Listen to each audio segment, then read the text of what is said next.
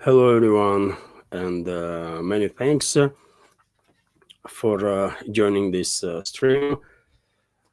Today is 27th of July. Now it's 11 o'clock in the morning, Moscow time, and this is our traditional Sunday live stream, community chatter, fundraising stream. Previous fundraising streams were success.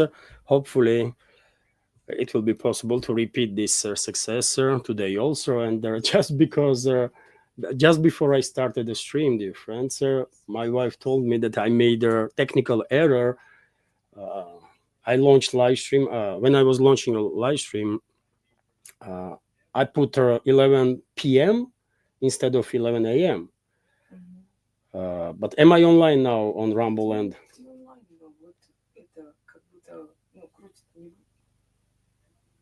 значок крутится. Может, из-за этого, если время не переделай там время.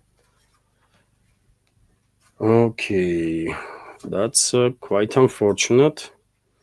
Dear friends, I don't know if I'm online now or not, but I will deal now with this technical error on YouTube or on Rumble. I'm on YouTube. Okay. Сейчас, на секунду. Goodness me, man, it is difficult when you alone are dealing with the technical stuff and all the stuff. Sometimes you just messed up, man. Let me change the time on 11 a.m.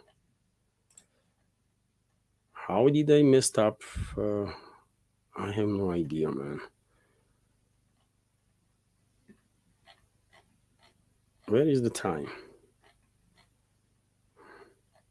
Все, он попал, этот значок попал. Все, лови. I don't even know how I can change it. Fine. Dear friends,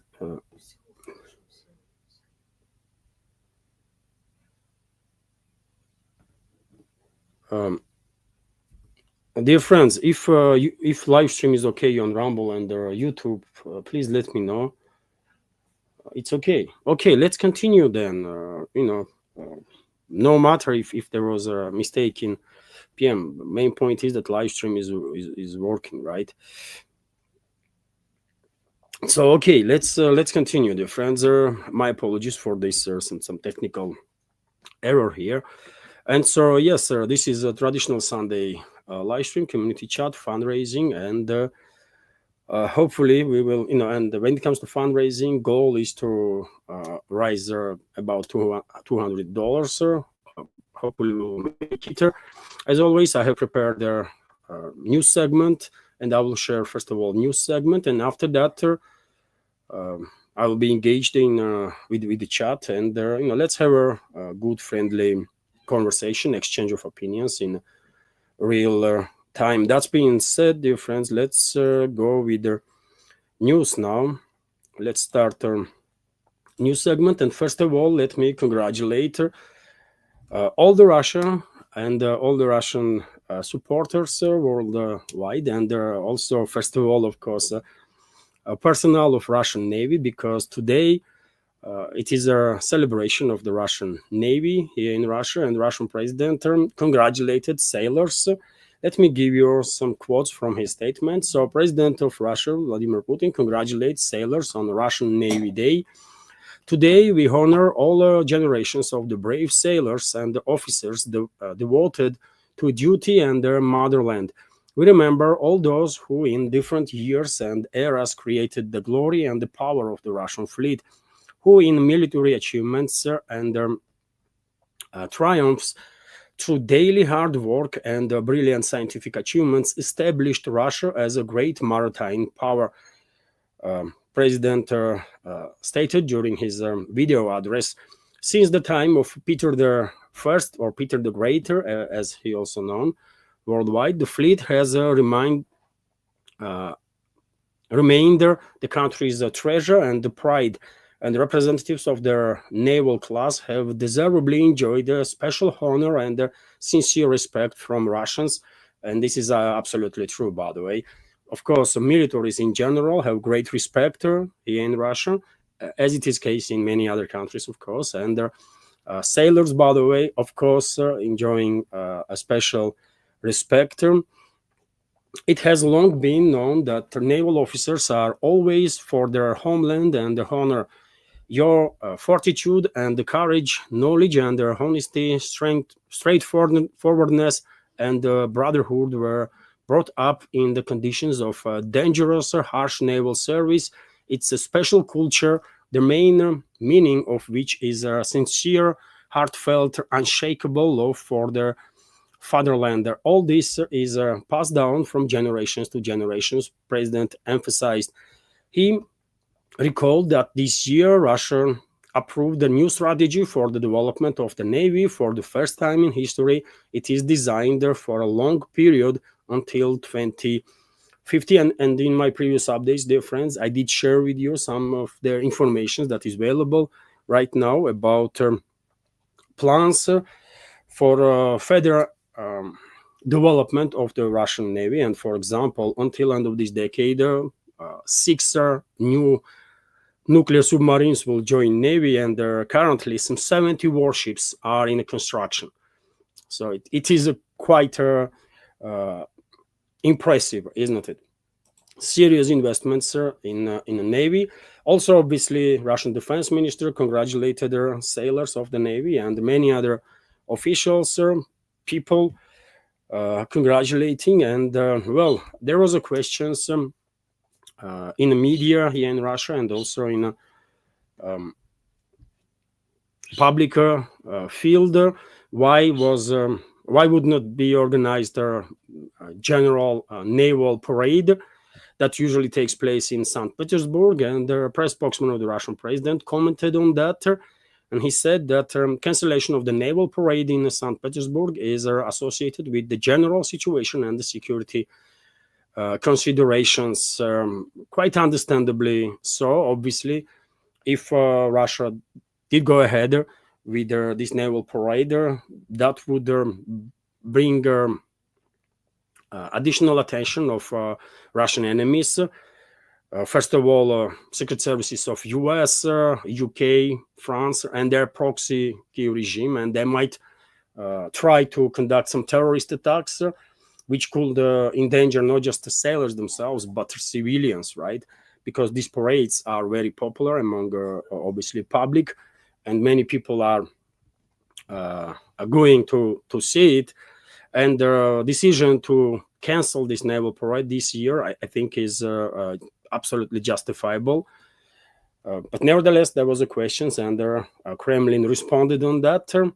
And when it comes to Russian Navy, dear friends, maybe there is no parade either in St. Petersburg or other big naval cities, but Russian Navy is busy and conducting very serious general maritime exercises. And let me show you footage, dear friends, of Russian Navy's exercises that are taking place right now, these days, today, yesterday, day before. This is exercises July Storm. That's the name of the exercises, and this is the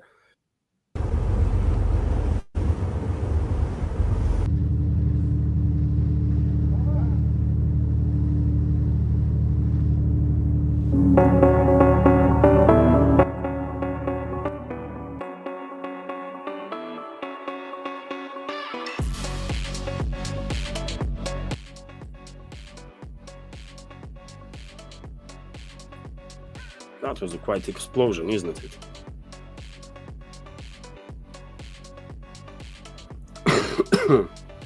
Some torpedoes, maritime drones being deployed there.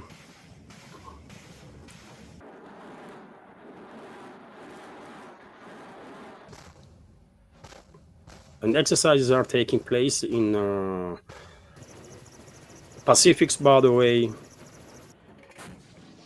in Northern Sea, I believe in Baltics.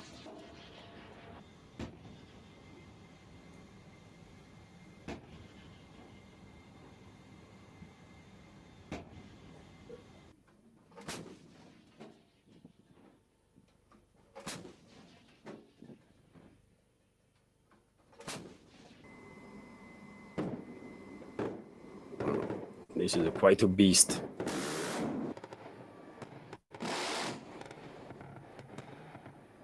Some big and small vessels.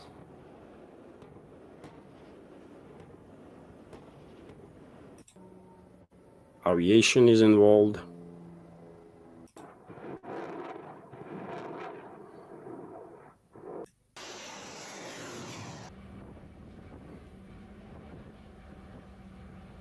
Some air defense systems. Naval air defense systems.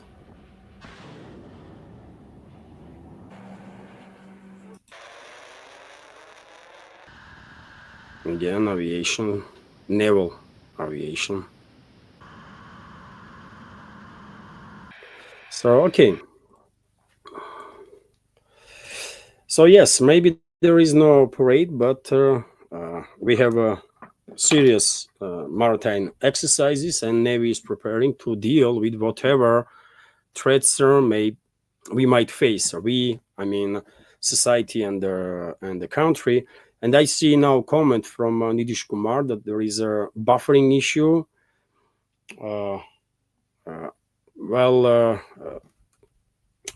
I hope speed of internet will improve, because unfortunately I cannot really do much about it at this point.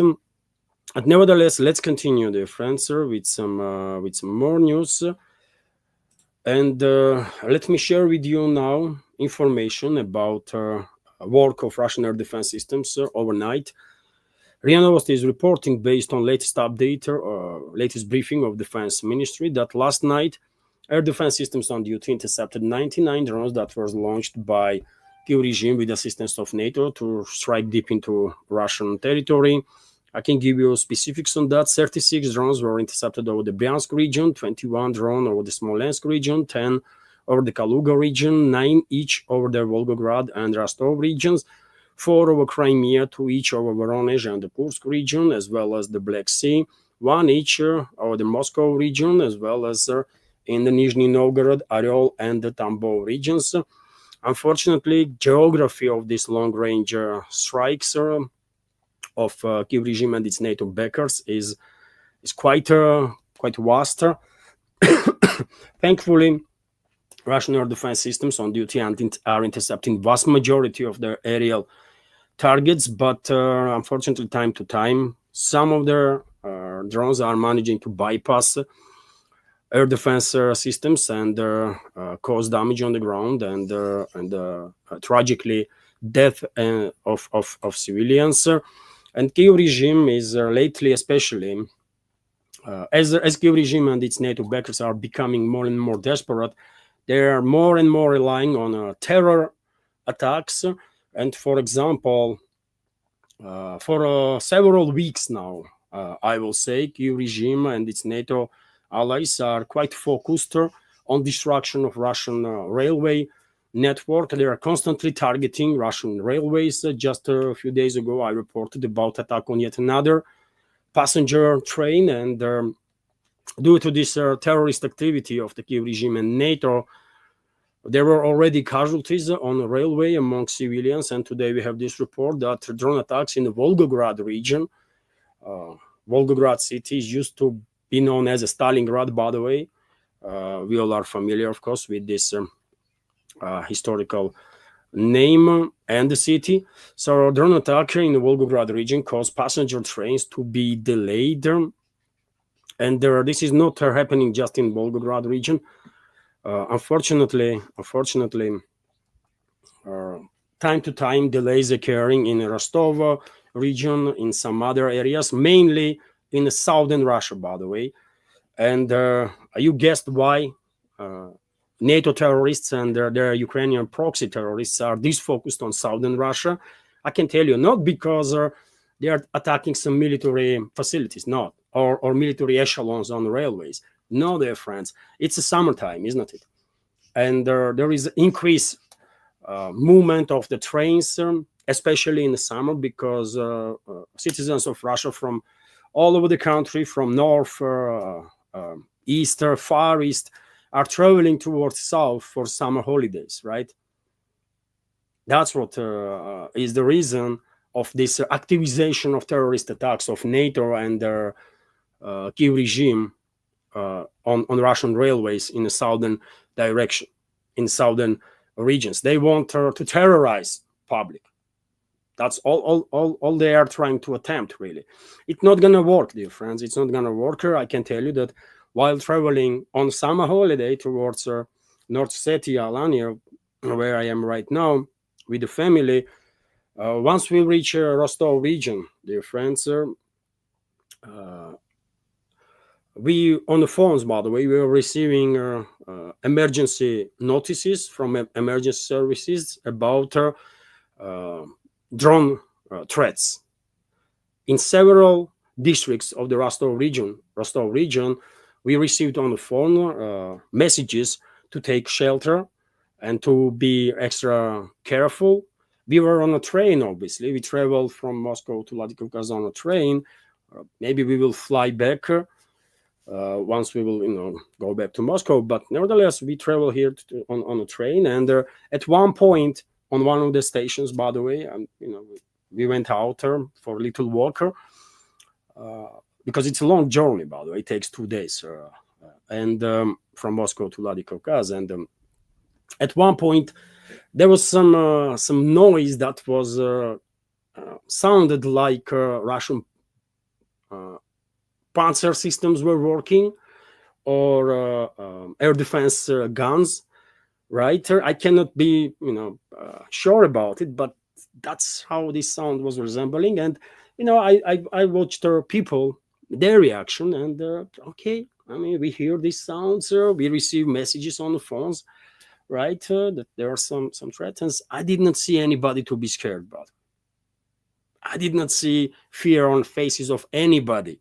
So I will tell terrorists that are leading collective West and the mass murderers, and also their proxy terrorists in the Kiev regime, that they're not going to terrorize Russians, by the way.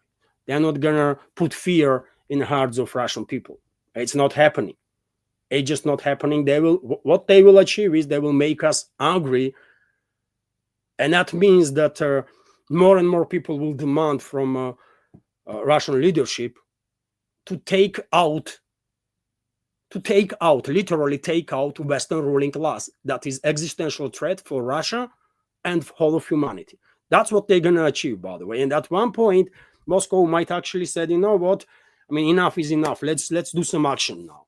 And let's put these rabid animals that Western ruling elites are to their freaking places.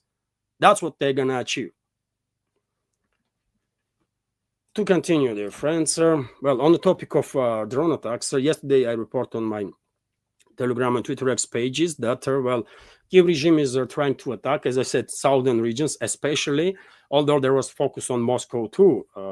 I was reporting about it, especially after Trump spoke with Zelensky about attacks on Moscow, right, and the St. Petersburg. But the southern regions are in more focus because they want to terrorize as many people as they possibly can, right?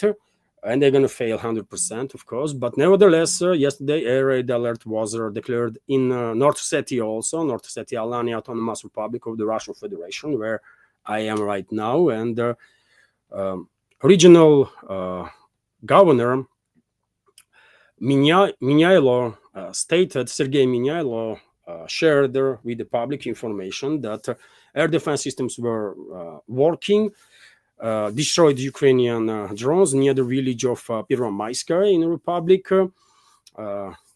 According to confirmed information, 4 enemy drones were shot down near the village. There was no casualties or the damage on the ground, but nevertheless, you see what they do. And North Ossetia Alania is one of the most popular destinations when it comes to North Caucasus region, by the way, right? Among Russian citizens when it comes to internal tourism. As I said, it's a summer holiday time, and millions of Russians from different parts of the country are traveling towards south, including towards North Ossetia, Alania. And so this republic is also quite often becoming a target of these terrorist attacks of NATO and Western-backed terrorist regime of Zelensky. But yet again, air defense systems on duty. Russian militaries are on high alert and doing whatever they can and whatever is possible to protect civilians. And they are 99% of the times successful in this. Unfortunately, as I said many times before, there is no air defense systems in this world that can eliminate 100% targets at every given point. Even tiny Israel is unable to protect its airspace in 100% of cases. What about this vast, biggest country in the world that Russia is, right? But nevertheless, Russian militaries are doing tremendous work to protect country and their civilians. RIA Novosti is also reporting that, Germany, that is basically colony of the London and Washington, allegedly has transferred 3 Patriot air defense systems to Ukraine. This was reported by Washington Post. So Berlin has already transferred 3 systems to Ukraine and is negotiating with Washington about sending new ones and replenishing its own arsenals, its own stocks. Just a couple of days ago, Western media was reporting that Berlin already sent 1 Patriot battery. Now we have reports about 3 Patriot batteries. You tell me, dear friends, what is the truth? I don't believe that it is possible in 1 day or 2 days' time to transfer 2 additional Patriot batteries in full strength. It's not possible. It takes more time, especially for Germany, by the way, that lacks literally everything when it comes to military capabilities, including logistics, by the way. German army is a joke at this point, right? Total joke. And I think Poles are very happy about it, because at one point, Warsaw will have to deal with Berlin big time, including in military terms too. And we all understand why, isn't it? Due to territories that was given to Poland, German territories that was given to Poland as a compensation for losing eastern territories in favor of former Soviet Republic Ukraine. But nevertheless, that's a whole different topic. Report is that, Germany sent 3 more Patriots to Ukraine. I don't believe this is true, but maybe it is. I just cannot know for sure, isn't it? No wonder, by the way, why German Chancellor Merz is frustrating German population, and we have this report that most Germans are actually unhappy with Merz's leadership, according to survey. Let me give you some details. German Chancellor Friedrich Merz, extreme Russophobe, by the way, descendant of Nazi fascist mass murderers and the criminals, right? And he is a Nazi and a fascist too, by the way. So German Chancellor Friedrich Merz has suffered a major blow in terms of public support for over the past month, with 56% of people disapproving of his work. A survey conducted by INSA Institute shows less than a third of respondents say they are still satisfied with his leadership. I wonder what the heck is wrong with this third of Germans. Do they have any brain cells whatsoever? Or they been brainwashed so much so that it's just a gray mass without any cells there in their head? I don't know, but nevertheless, in early June, the level of support for Merz stood at 36, with 45% of Germans were critical of his performance, according to German tabloid Bild, which commissioned their poll. The government coalition, which includes Merz's Christian Democratic Union. These criminals, by the way, these freaking rabid animals, call themselves Christians, man. I mean, how despicable is that? How despicable is that, man? That these criminals call themselves Christians, man. Unbelievable. But, it's up to German public, by the way. Do they even understand what Christianity is at this point? I don't know.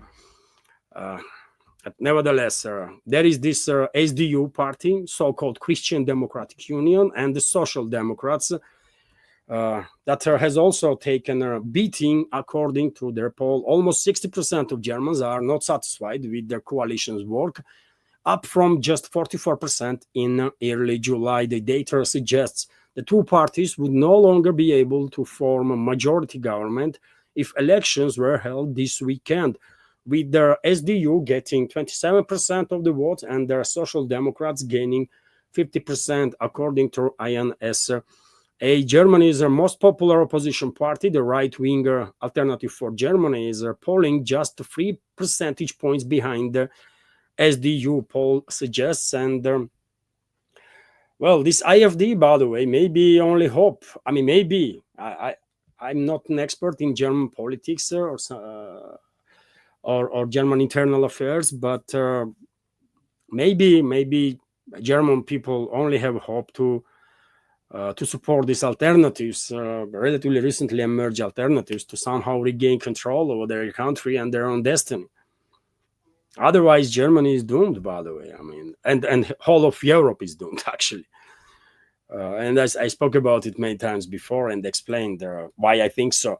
Nevertheless, I guess Merz's ratings will continue to fail, because things like this Nazi criminal is more focused on Russia hate and anti-Russian activity than issues that German society is facing, right? And therefore, why on earth he should be popular among the public that he don't give a damn about, you know. TASS news agency is also reporting that, when it comes to special military operation, Russian armed forces liberated Zelyony Gai and in a DPR and Malievka settlement in the Dnipropetrovsk region. I reported yesterday about progress of the Russian armed forces in Malievka area, and I believe a little late after my stream, reports came in. Official confirmations, by the way, from Defense Ministry. Otherwise, we knew about Russian progress in Zelyony Gai area, isn't it? But little late yesterday, after my live stream, Russian Defense Ministry actually confirmed that Zelyony Gai settlement was completely liberated by Russian forces, and this settlement is located right next to a border with Dnipropetrovsk region. Some military experts were suggesting that due to closer distance between Ivanovka settlement in the Dnipropetrovsk region and Zelyony Gai that is located in DPR, some military experts were suggesting that Kyiv regime's forces will give some tremendous fight in this settlement, but it did not happen. Russian troops basically overrun enemy forces and in quite short time establish full control of the territory. Significant success, of course. And when it comes to Malinovka settlement, that is in Dnipropetrovsk region, this is the area, by the way, that I am talking about. This is a Malinovka settlement right on the border between Dnipropetrovsk region and the DPR on Dnipropetrovsk side. And Russian troops, by the way, are advancing and improving positions all along the front line, although time to time, unfortunately, some setbacks do happen. And according to reports from different sources, and let me emphasize that this is reports from independent sources, independent Telegram channels, and so on, not official information from Russian Defense Ministry, but allegedly, according to different sources, Kyiv regime sent a tremendous number of reinforcements in direction of Alexeyevka settlement.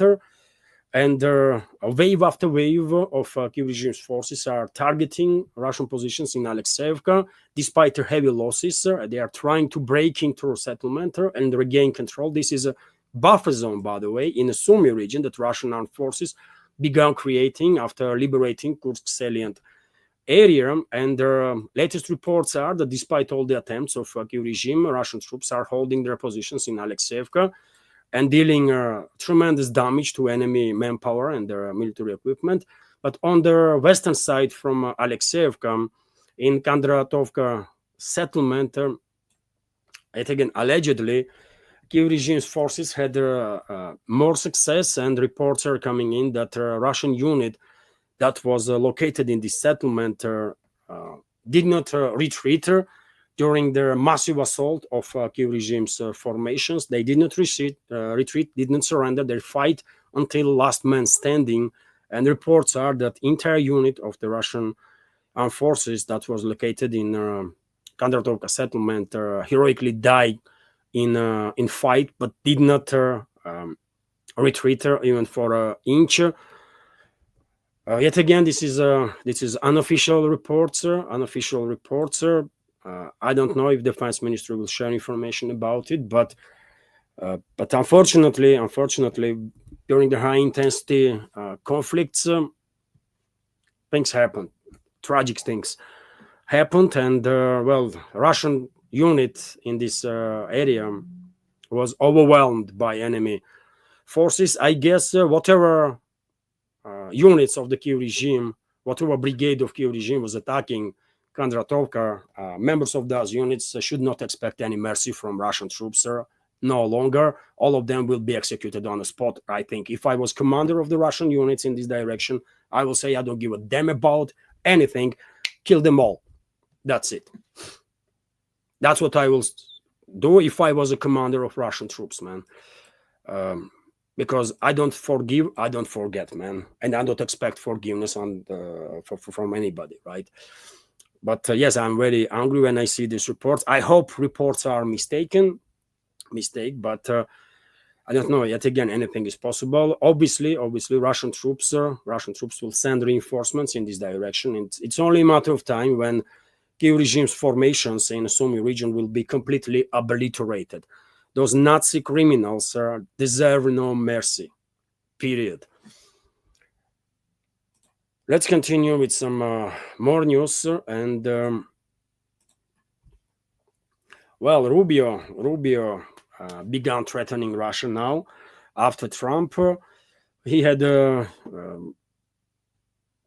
interview with some of the propaganda outlets in the West, and stated that Trump still wants Ukraine conflict to be resolved, but then Rubio went to say that Trump is kind of tired now of these talks and this and that, and that's why Trump is or US is taking some different actions, and he's relaying to threats of Trump about this 50-day ultimatum. Let me show you video of this creature. Rubio, which is a scum of humanity, Russia. obviously. The president gave Russia 50 days to strike a peace deal or face possibly 100% tariffs.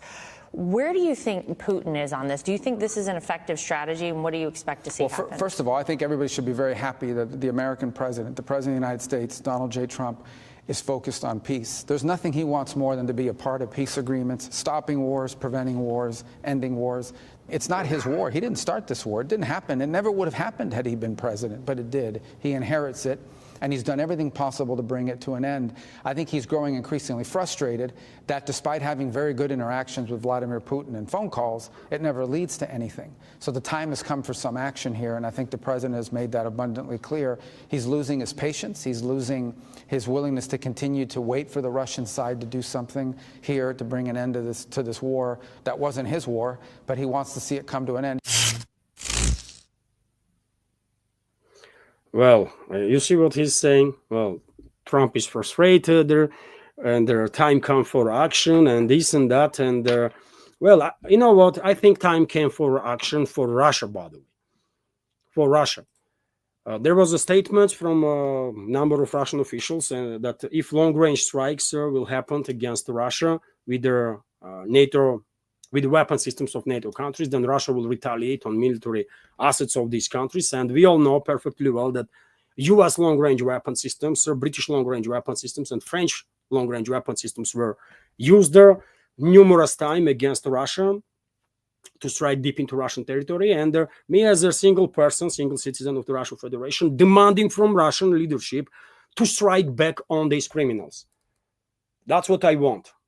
Time came for action, and let's strike on military facilities of US, France, and UK. Let's show them where their place is. Let's do it. Because how long are we going to tolerate this crazy talk from these garbage elements, by the way? Trump, Rubio, others. But who are they, man? Who are these scum, man? This disgrace of humanity, man, is threatening Russia? What the hell? What the hell, man? So I think, yes, it is time for actions to be taken, but actions to be taken by Russia. Because US, by the way, I mean, US is doomed, man. US, under such a political class, under such a political leadership, US has no future whatsoever, period, right? And the era when US was a dominant force in this world, I mean, it's gone, man, gone for good, right? And no one cares about their threats. What they're gonna do? Send their freaking army that only knows how to fight civilians, either in Iraq or in Syria or in Afghanistan. They can kill, by the way, like 10, 20, 30 times more civilians than combatants. So what are they talking about?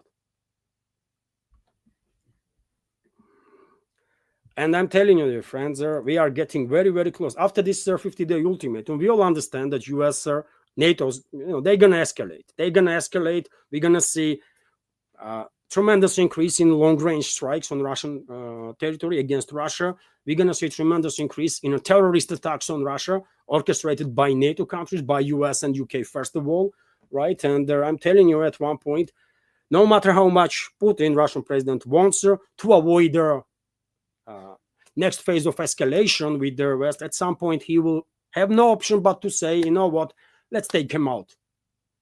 Let's put them in their places.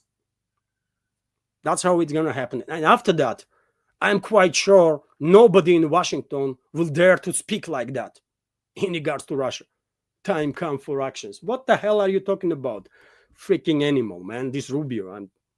This Rubio is a disgrace of humanity, man. As Trump is, this freaking pedophile that should be in jail for life at least, or executed, by the way, for the crimes that he committed against her children. This freaking animal, man. Anyway, sorry for little emotions, by the way, but I'm really tired. When I see that we've been threatened again by these animals, man, I'm losing it, man. Who are these creatures, man, to threaten us? Let's continue with some other news. And Witkov, while Rubio is threatening Russia, together with the Trump, that time came for action and blah, blah, blah. Witkov, special envoy of a U.S. so-called president, the pedophile president of U.S., is saying that he would like to resolve the Ukraine issue before the end of Trump's term, which is quite a statement to make, isn't it? Then initially there was a one day that Trump was bragging about that he will resolve Ukrainian crisis in one day.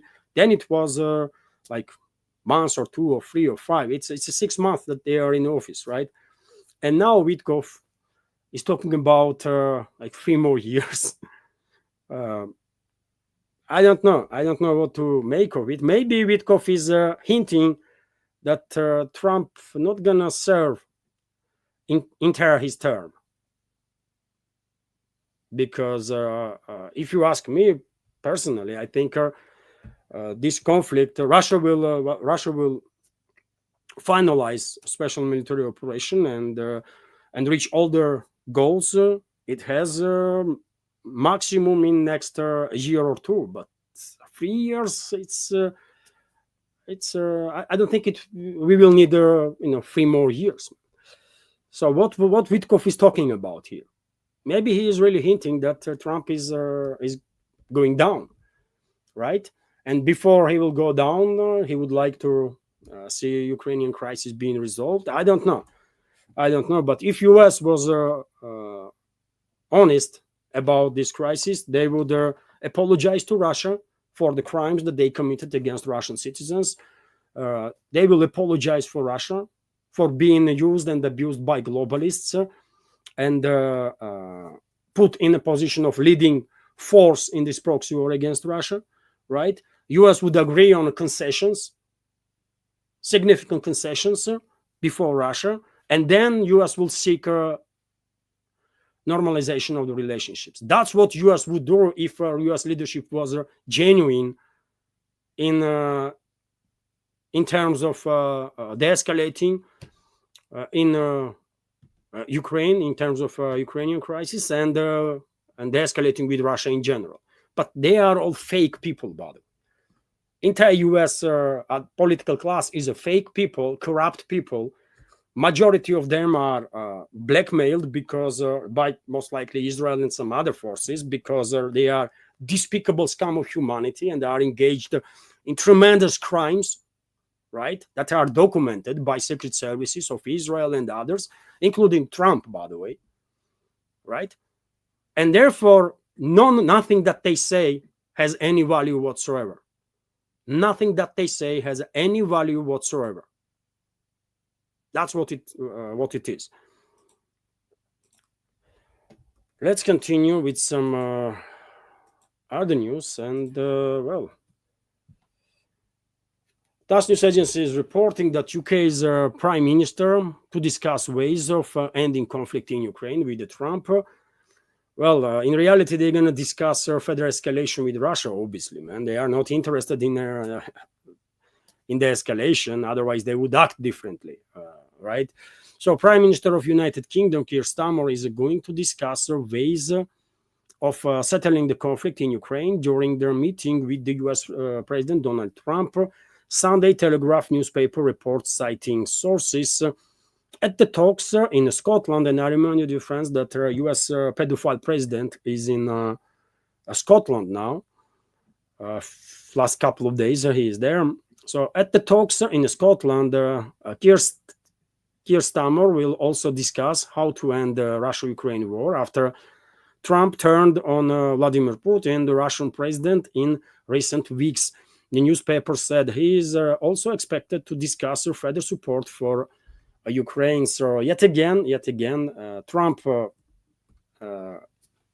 is on the hook, by the way, of Israel and the globalists. We all understand that, right?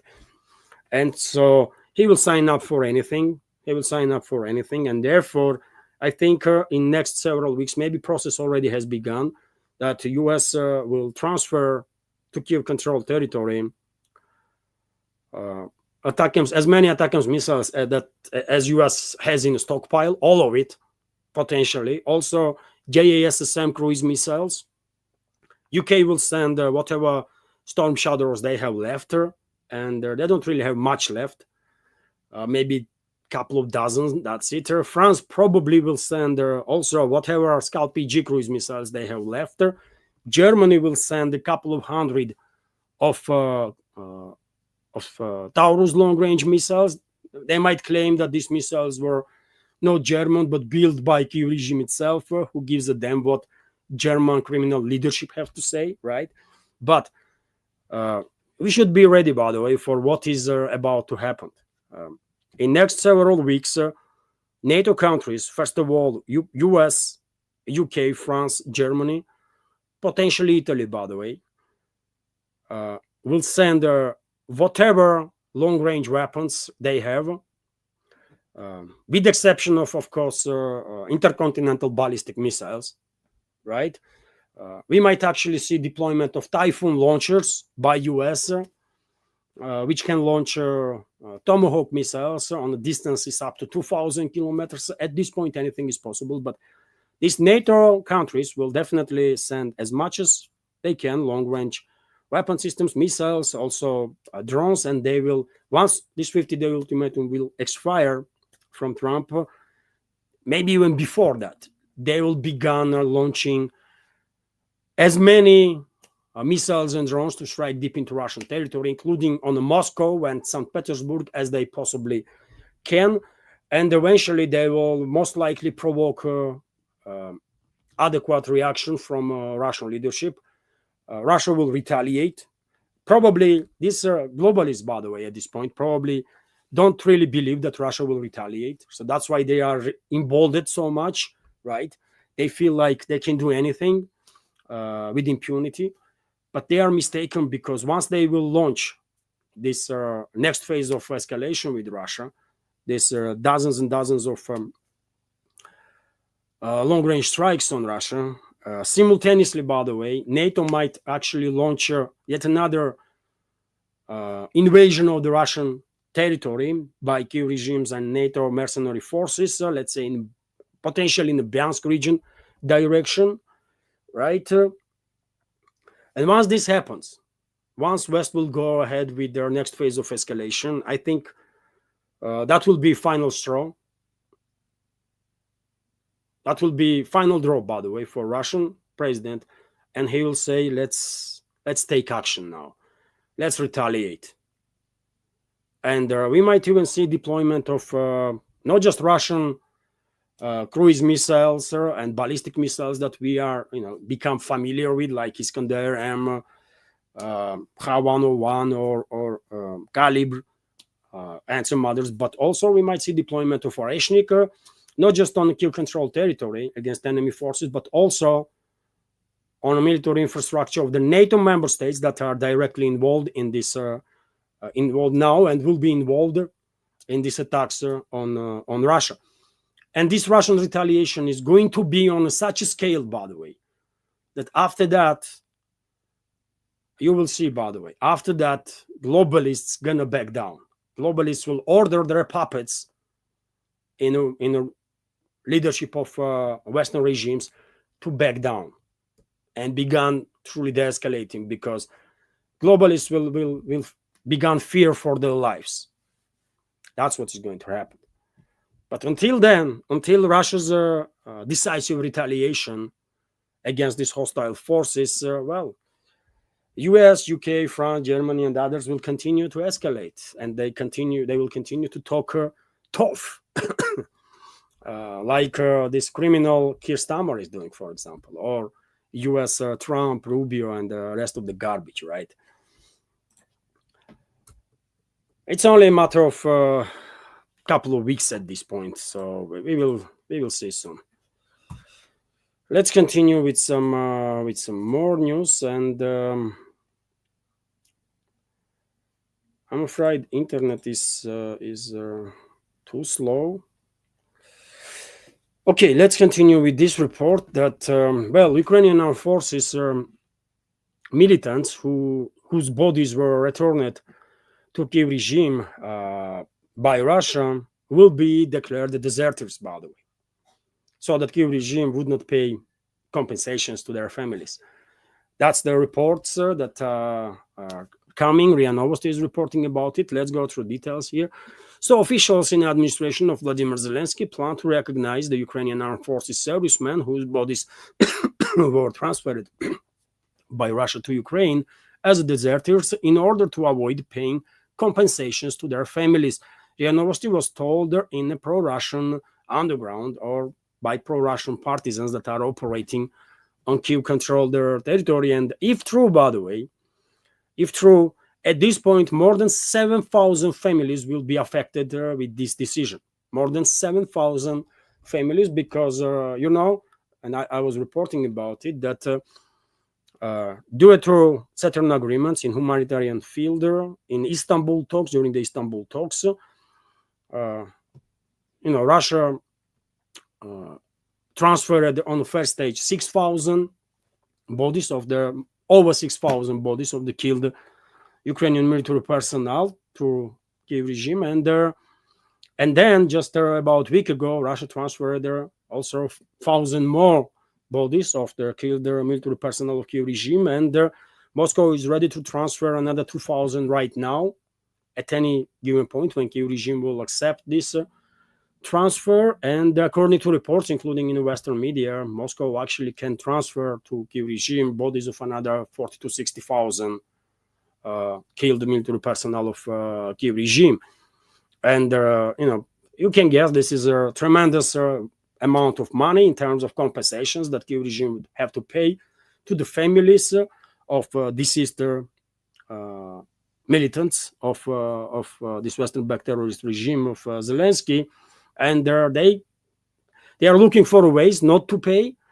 And earlier there was reports, by the way, that from families who will agree that they don't want a compensation will receive bodies of their family members that was transferred by Russia. And now this report that Zelensky's regime actually plans to designate them all, these killed personnel, all of them, as deserters, so that they would not pay compensations to none of their families. So at this point, 7,000 families are, gonna be affected by this. Yet again, if this report from pro-Russian underground in Kyiv-controlled territory is correct, and based on actions of the Kyiv regime, I guess none of us will be surprised if that's exactly what is going to happen, isn't it? Also, well, assault on Zelensky, meanwhile, and his inner circle from the West continues. This process is not stopping, by the way. As I said many times before, I think we are observing final stage of the preparation of the ground to replace Zelensky. And therefore, big guns of the Western propaganda are getting involved now, like New York Times, which is reporting that EU cuts aid to Ukraine over corruption concerns. The 1.7 billion reduction, copter, tough week for President Vladimir Zelensky as he deals with Ukraine's governance issues. And so, yes, certain cuts are already happening, allegedly, in terms of financial aid. But we all understand that it's not about money, it's not about weapons. It's about replacing Zelensky because he's becoming increasingly unpopular inside the Kyiv-controlled territory itself. And he is no longer able to keep control over the situation. He is losing control. And this is one of the reasons, I believe, why West is going ahead with his replacement. And most likely it's a matter of, I don't know, several weeks, or maybe maximum several months. And Zelensky will be removed from office and replaced by Zaluzhny, who is former head of General Staff of Kyiv regime, who is serving now as Ukraine's so-called ambassador in UK. Obviously, this change of Zelensky and Zaluzhny would not make any difference for residents of this former Soviet Republic. They are living in hell, and they will continue to live in hell. Or collective West will continue to sacrifice them, maybe even in a faster rate than it is now. But for the time being, at least, this change will give collective West additional grip on society's brains there, because they will manage, at least for several months, right? They will manage to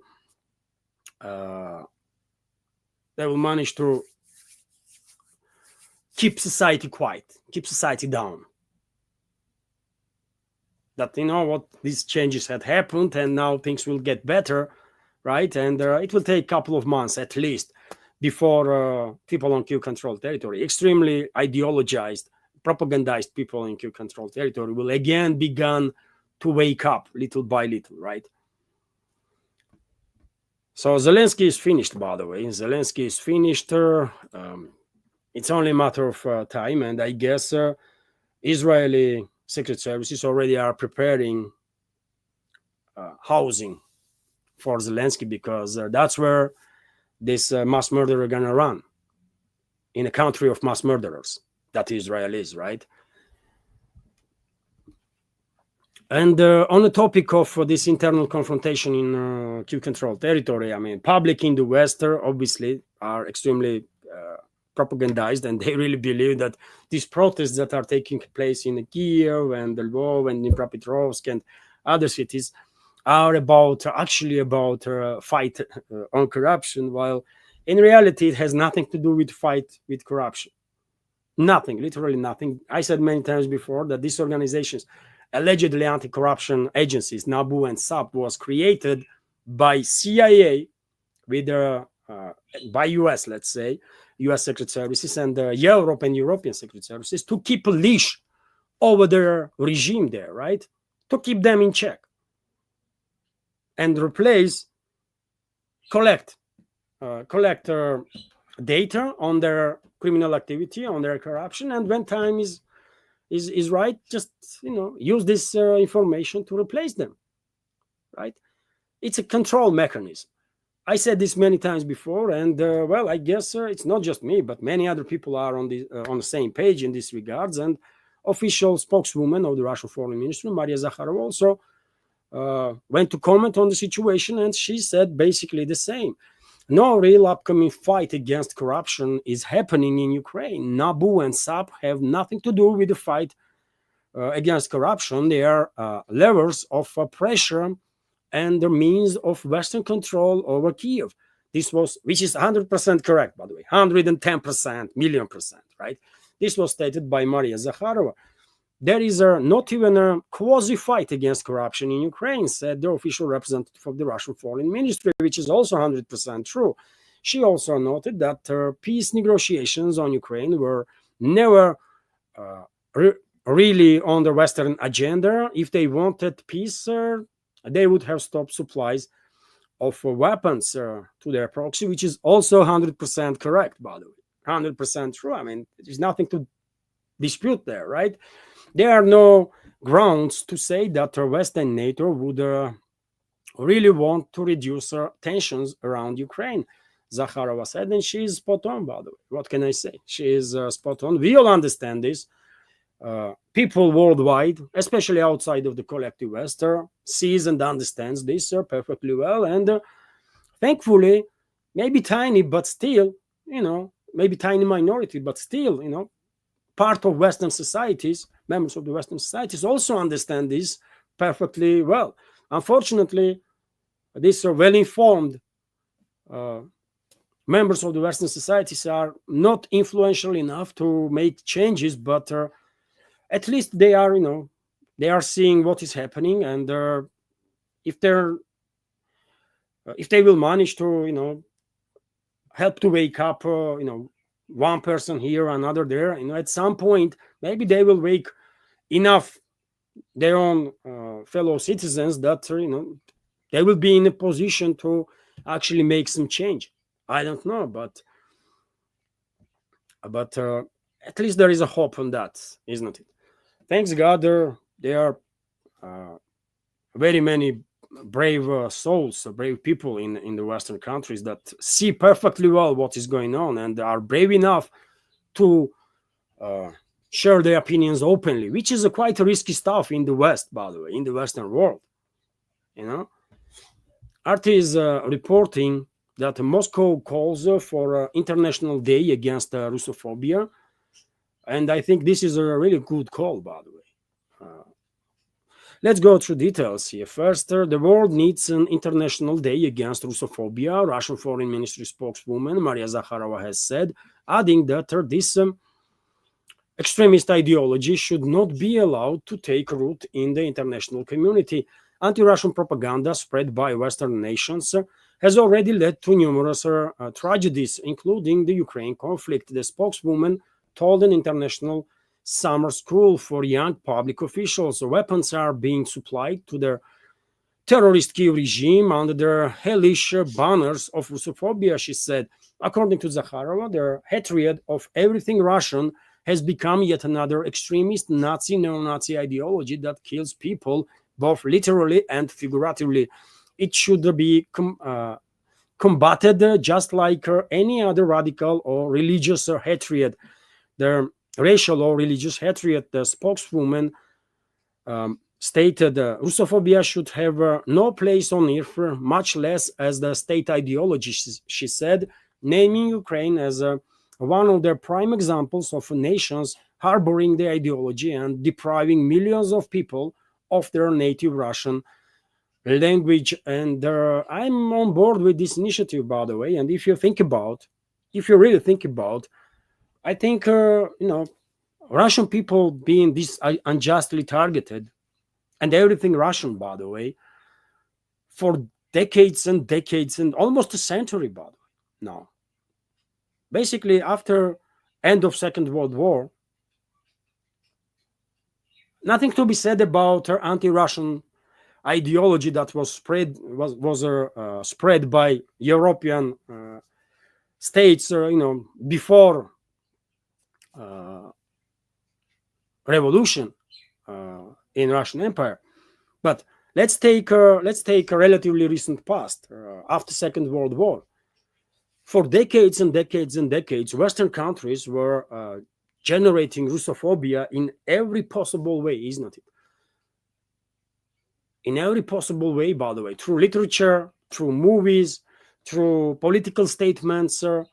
It was an entire ideology, Russia hate, based on Russia hate and Russophobia, right? And Russians were targeted for many, many decades. It's nothing new, isn't it? During the Cold War, by the way, there was a tremendous anti-Russian hysteria and anti-Russian propaganda. And now, by the way, this anti-Russian propaganda and Russia hatred basically has been legalized in the West. Correct? I mean, you can say anything about Russia or the Russians, right? Anything. You can call to kill all Russians on TV stations in the West, or on social platforms. You can say anything. And even if you do anything, you would not be condemned in the West. They would not condemn you.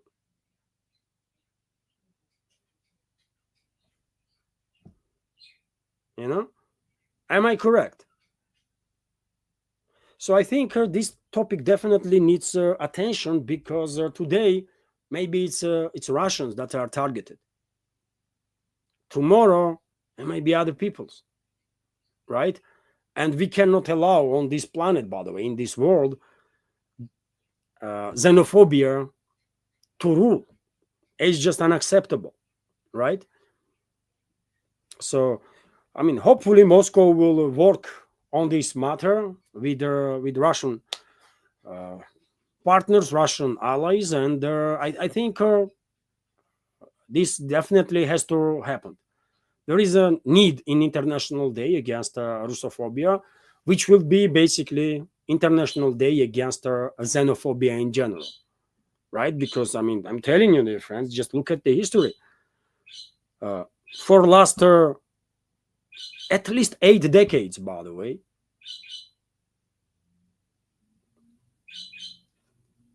Russia hate,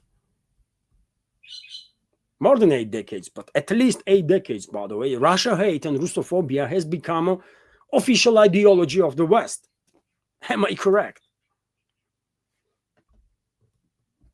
And people in the West, by the way, are hating us. And if you ask them why you hate Russians, they would not be able to give you even a single sensible answer, because we done nothing against them, man. What I have done against I don't know, US citizens. I mean, in Chicago or in Los Angeles, in San Francisco, or I don't know, in Dallas. Have I done anything against them? But if you do some research, by the way, social study, probably majority of residents of Dallas will demonstrate Russia hate, elements of Russophobia, just because they've been told so. They've been growing up in this Russia hate environment, because this is the ideology of the West, Russia hate, right? They are now beginning to generate China hate too, anti-Chinese sentiments too, right? And unfortunately, there is a high risk that they will succeed in that too. But I mean, Russophobia is basically official policy of the West for at least 8 decades. Vzglyad newspaper is reporting that Patrushev warns of a crushing response to aggression against Kaliningrad. Patrushev is aide of Russian president. So in the event of military attack on Kaliningrad region, there will be an immediate and a powerful response using all means provided for by Russia's military doctrine. Nikolai Patrushev, assistant to the Russian president and the chairman of the Naval Collegium, stated, according to him, Russia will respond immediately and crushingly to any military encroachment against the Kaliningrad region using all available forces and means provided for by their military doctrine and policy in the area of nuclear deterrence. As this is important, by the way, he is not mentioning nuclear deterrence for no reason. NATO attack on direct, open NATO attack on Russia will most likely trigger Russian nuclear response. Scale, we cannot know of this nuclear response, but it will most likely trigger Russian nuclear response, because we should keep in mind that NATO is like 4 dozen of countries, right? 3-4 dozen of countries. How many countries are in NATO? Like 36, 40? And Russia is a one country with allies, obviously, but nevertheless.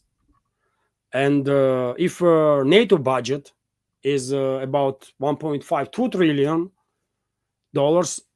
on year terms when it comes to military spendings, Russian budget is 150, right?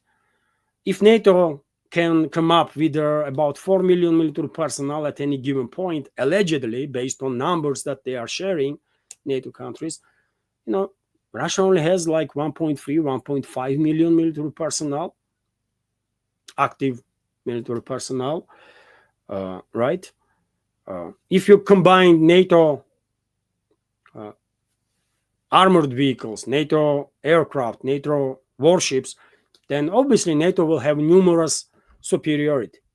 And numerous superiority obviously not necessarily means better chances to win, but nevertheless, numerous superiority is something that should be taken in account, right? So therefore, obviously, if NATO will dare to attack Russia directly, then Moscow will not really have much options but to go nuclear straight away, basically, without any hesitation. Strong words, strong warnings from aid of the Russian president, and for a reason, by the way. He is not saying this stuff on an empty space. We all remember that just like week or two ago, U.S. acting general was threatening to obliterate Kaliningrad region, and basically obliteration of the region means killing everybody there, hundreds of thousands, millions of people. And few days after, German active general threatened or called for long-range strikes against Russia by NATO. Then Western propaganda went to change his statements that like he was calling Kiev regime to strike deep into Russian territory. Kiev regime is doing it anyway, so why would he call Kiev regime to do so? He was calling to NATO, this German general, to get engaged in long-range strikes. So there is nothing to be said about all the provocations that NATO is orchestrating in the Baltics, by the way, in the Baltic Sea, right? And I am telling you, dear friends, I'm telling you that if NATO will dare to actually go ahead with their direct military confrontation with Russia in the Baltics, let's say, then I'm 100% convinced that Moscow will definitely retaliate big time, and Russian armed forces will create a land bridge between Belarus and Kaliningrad through Suwalki Gap, either through Suwalki Gap, through Polish territory, or through territory of Lithuania. But this land bridge will be created between Kaliningrad and Belarus, and Lithuania, Poland, and other NATO countries that will dare to attack Russia will pay tremendous price for this historical crime and mistake. I'm telling you, man, that's what is going to happen. That's what is going to happen in case we've been attacked by NATO in the Baltics, right, in area of Kaliningrad. Nothing to be said about risks that collective West easily can provoke actually full-scale war between NATO and Russia. And in that case, well, I mean, bye-bye this world, right? That will mean end of everything, human civilization as we knew it, right? So very important statements from Patrushev that definitely needs attention. But yet again, Western ruling class, globalists, they are still feel like they can act with impunity against Russia, and therefore I don't think they are even able to listen to Russian warnings and to understand these Russian warnings. And nothing will change in this regard until Russia will take action to bring them into their senses. And this is going to happen, and very soon. NATO is leaving no other options, really. I mean, we are just a step or two steps away. I mean, from Russian stronger retaliatory measures. And let's hope NATO will not escalate. NATO will not take this additional step or two against Russia, but we'll understand that they will. We just know it, right? Dear friends, before I continue, let me notice that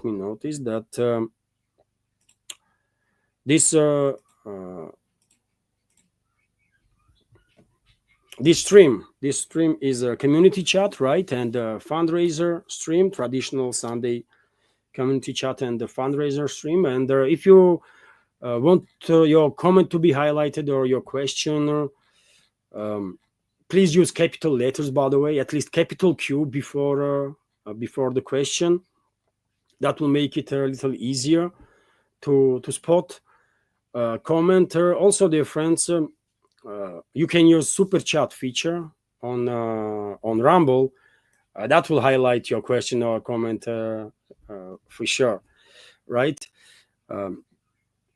And if you want to donate, this is fundraising stream, isn't it? So if you want to donate, you can use also super chat, as I already said. Super chat, become premium subscriber on Rumble. You can use PayPal, Boosty for donations. You can subscribe to my Patreon page, by the way, also, or page on Boosty. You can use crypto support. Everything counts, obviously. Everything counts. And many thanks to everybody who supported and continues to support. And dear friends, let's continue with some more news. Couple of more news, dear friends, and let's have a conversation. It's a Sunday, isn't it? So let's have some good chat, friendly chat. I can show you, dear friends, moment when Israeli forces intercept Gaza aid vessel Handala. There was reports earlier that this vessel was heading towards Gaza to provide locals with some humanitarian aid, but as it was expected, vessel was intercepted, and this is the video.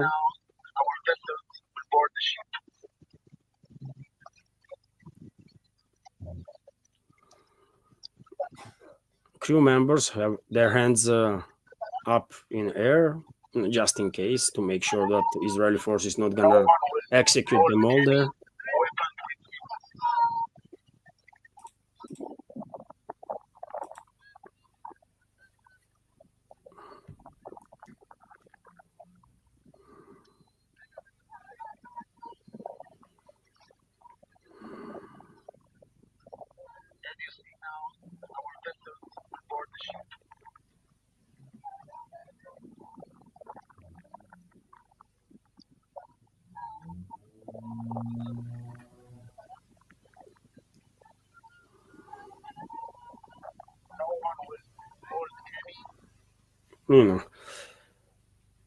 And well, what can I say, dear friends? Israel continues to genocide Palestinian people, to starve Palestinian people.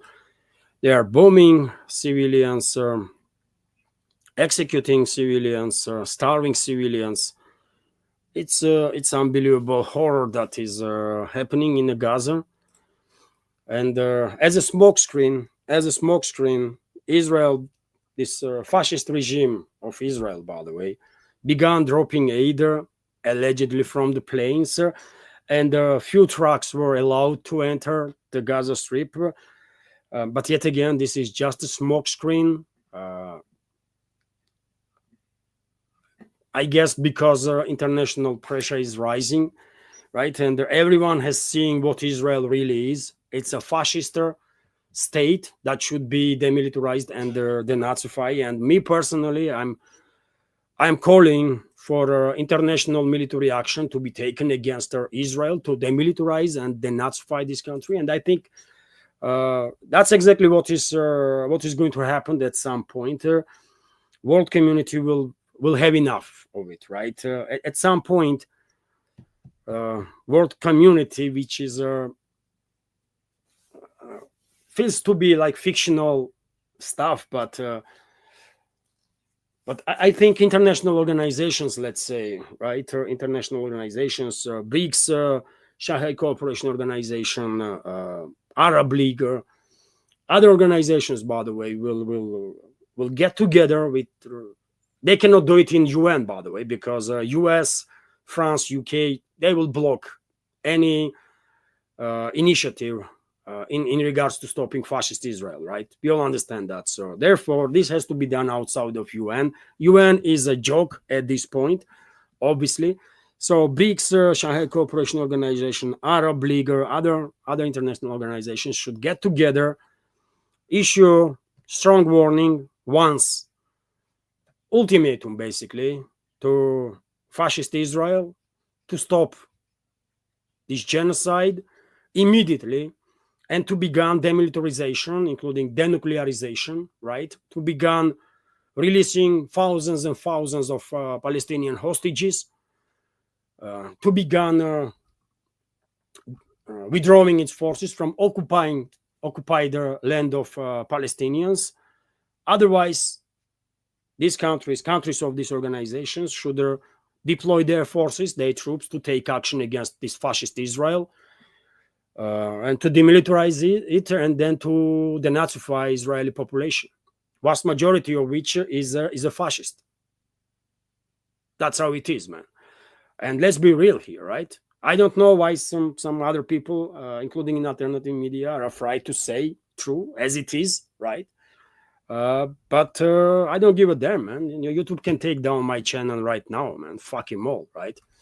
Sorry for my French, but true is true. You might don't like it. You might find it too harsh, but nevertheless, man, it's true, right?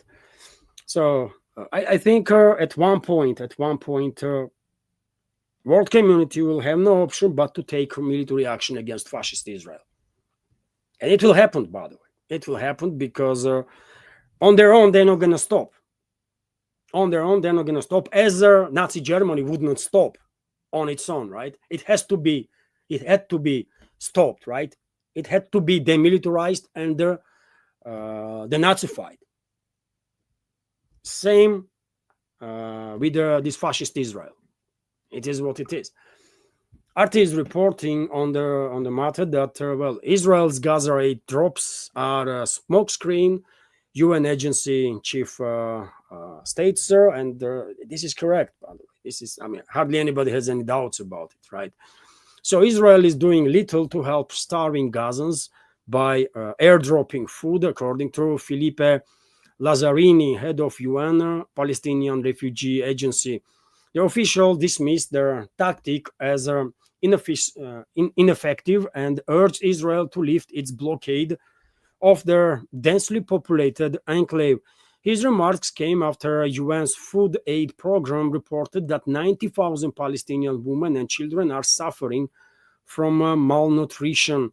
And by the way, I said there in previous updates, there is such a heartbreaking videos, by the way, and photos that coming out from Gaza Strip that I cannot even share on my Telegram channel, by the way, and Twitter X page, because I'm afraid some of you might have a heart attack if you see those videos, man.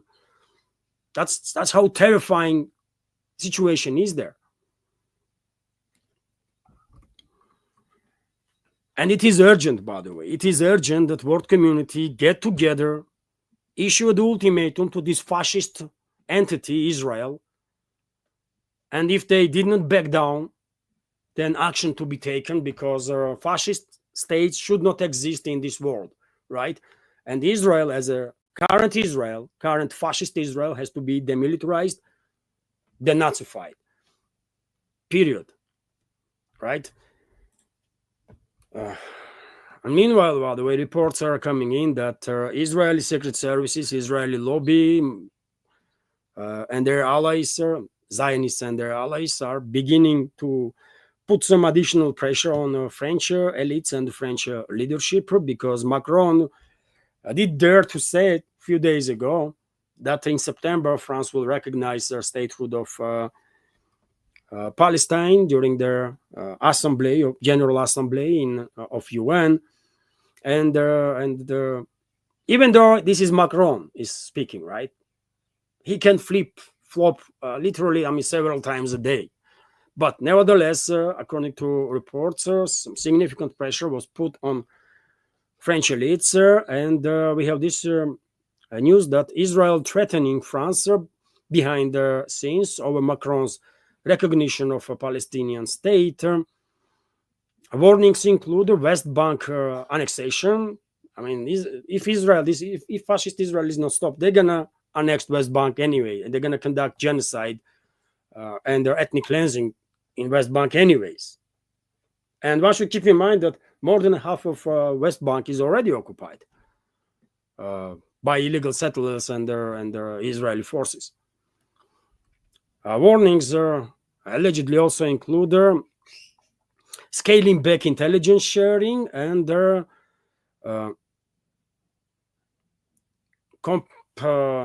complicating Paris regional initiatives of the Paris in the Middle East.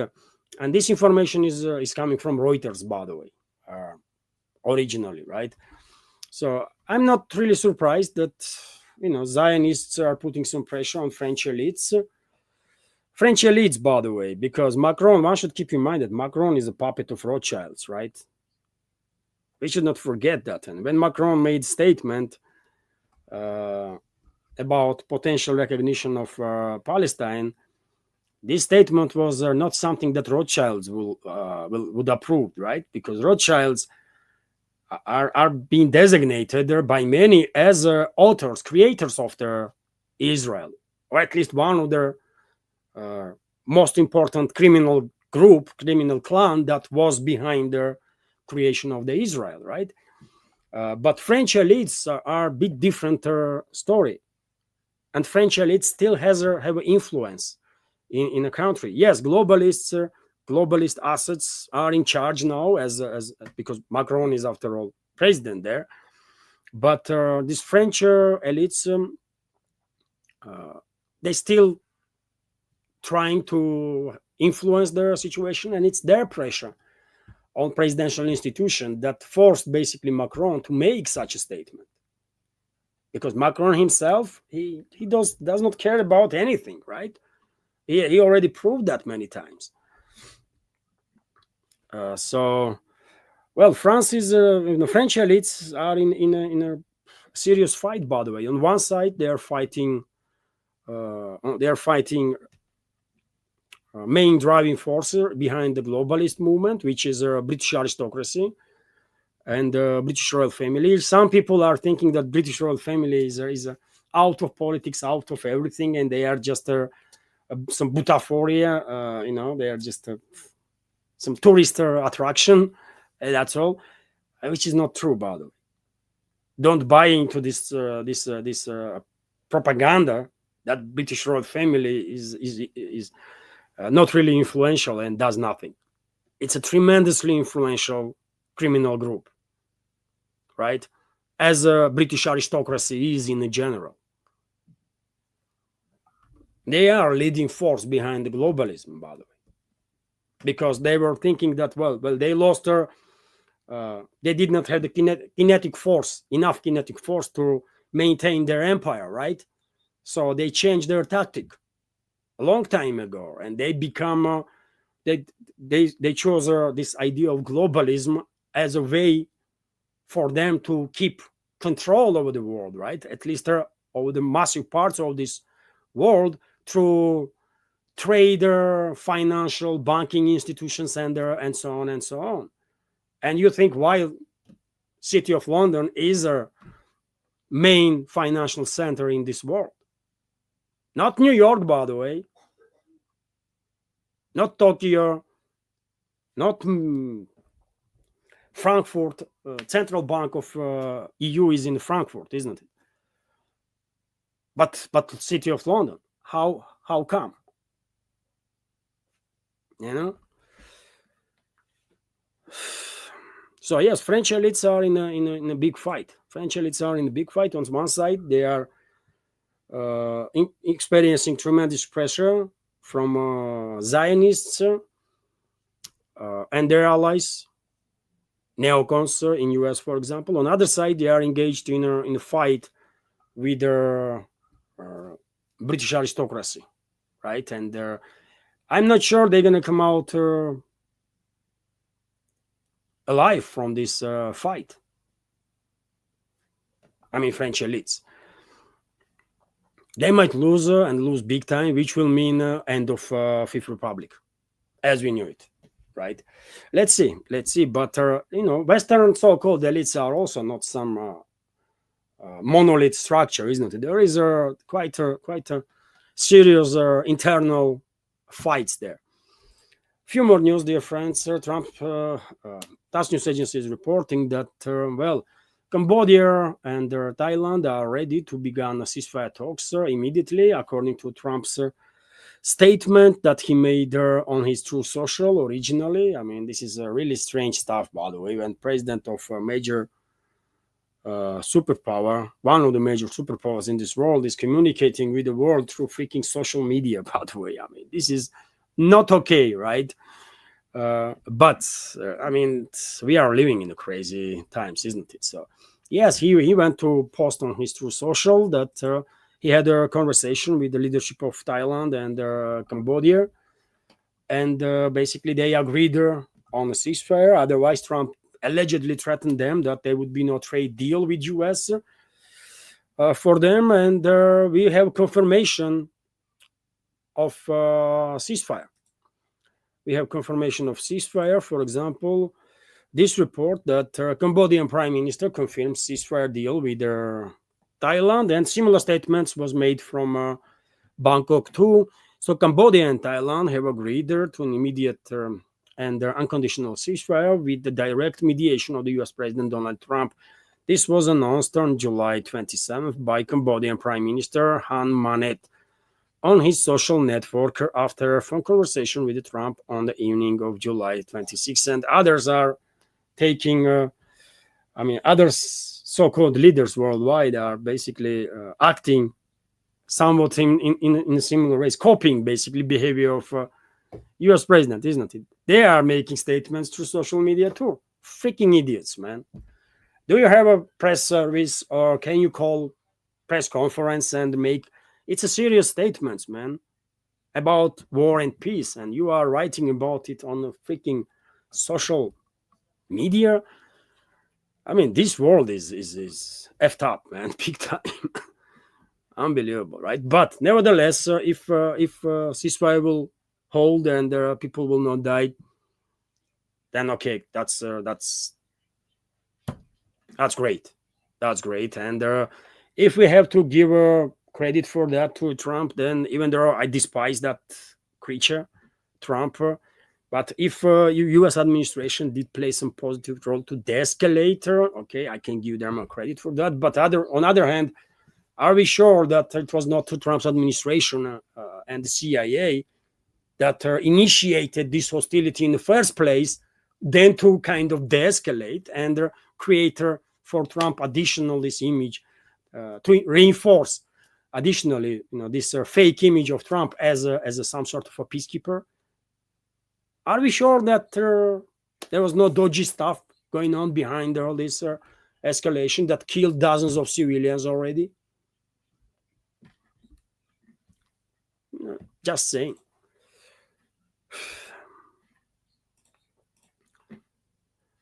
Also, dear friends, there is some apocalyptic developments that are happening in a Bursa area of Turkey, also where Akau nuclear power plant is being built in Turkey by Russia. due to wildfire. Let me show you some of their videos. By the way, it's horrifying what is happening there. Just look at this, man.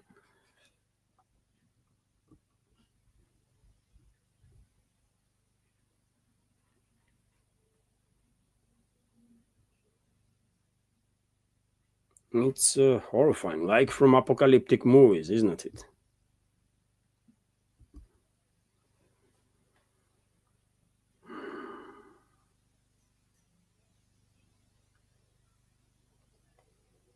Dozens and dozens of homes are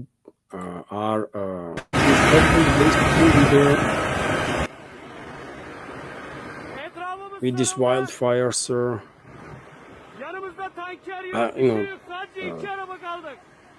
Residents, of course, emergency services will evacuate residents as they should. Also, by the way, Russian. This is an area where Russia is building nuclear power plant in Turkey, and Russian planes and helicopters are engaged in a fight against these wildfires. You can see BE-200, isn't it? B-220. Beriev, that's a Beriev-200 plane, Russian plane, by the way. You can see also Mi-8 or Mi-17. They look quite similar. Planes that are engaged in a fight against fire. So, yes, Turkey is experiencing some very serious problems when it comes to this wildfires. Let's hope there will be no casualties among civilians. At least for now, I didn't see any reports that lives were lost due to this live fire. Let's hope it will stay that way and no civilians will be harmed. But material damage is going to be tremendous, obviously, because footage says it all, isn't it? Dozens of homes, buildings are encircled with this firestorm, basically. And dear friends, let me end this update on something positive. This news will be helpful, especially for those of you that maybe are in Moscow right now and gonna stay here for the next at least a week or so. Moscow Zoo to host a Panda Week festival. So the Moscow Zoo will host the Panda Week festival from July 28 to August 3. The website of the mayor and the government of the capital reports it has already become traditional and is dedicated to birthdays of Zhui and Ding. These are pandas, by the way. They're parents of their panda Katyusha. And Katyusha is their kid, our panda, baby panda, which is quite big now. And dear friends, I did share on my Telegram channel quite a number of times videos from Moscow Zoo with Katyusha and Ding, right? And many of you are familiar probably with this story. So yes, a rich program has been prepared for guests, which will allow them to get to know these animals better and spend time, actively. Statement said. So if you are in Moscow, by the way, nowadays, these days, maybe you will take a look at their Moscow Zoo.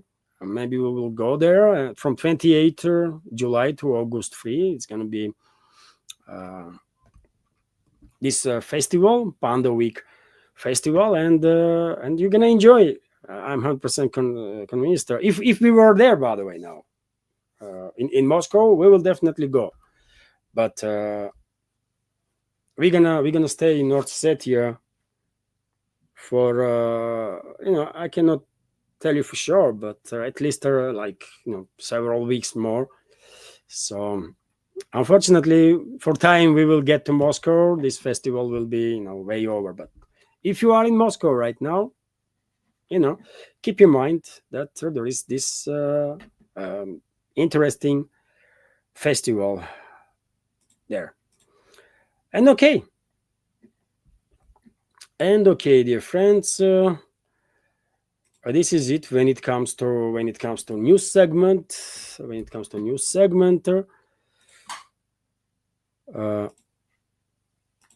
And let's by the way have a community chat now. There was no super chat during the stream. I believe there was no donations, nothing, isn't it? But yesterday evening there was a donation. Yesterday late evening there was a donation from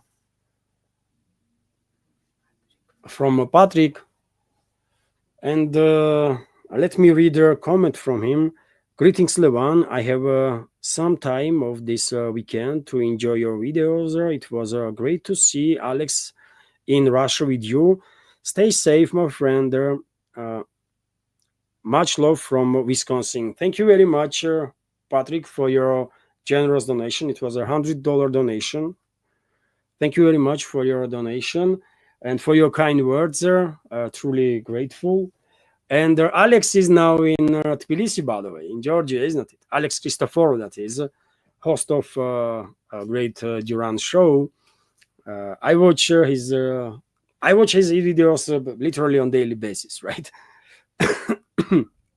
And I was, nicely surprised yesterday when I see his video from Tbilisi.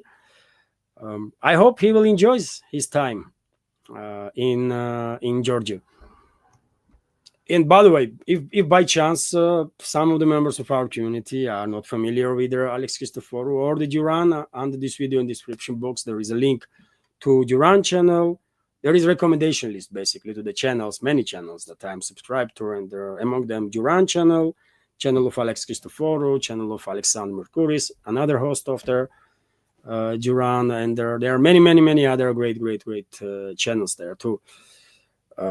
My little gesture to support alternative media.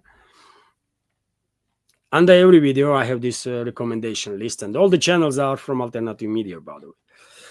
Okay, that was a donation from yesterday. Today, for now, there is nothing, and I'm afraid it's gonna stay this way, and probably this fundraising stream will fail miserably.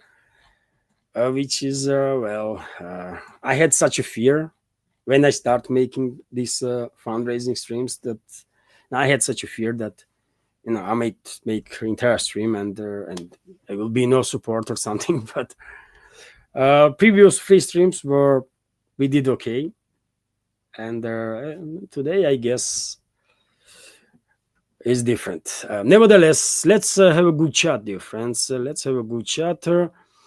As always, capital letters or the capital Qs will help me to react on your question or the comment. Once again, thank you all for joining this stream. And I see commenter from Nidish Kumar, friend of ours from India. Levan, I think it's time for you to focus on Rumble. There was a donation on Boosty. Okay, there was just now donation on Boosty. I will share screen in a moment. Levan, I think it's time for you to focus on Rumble. 15,000 YouTube channels of Russia and China deleted. I'm trying to be focused on Rumble. Thank you for recommendation, Nidish. And I'm trying to be focused on Rumble. And I will ask members of our community from YouTube that are watching my videos to subscribe to my Rumble channel.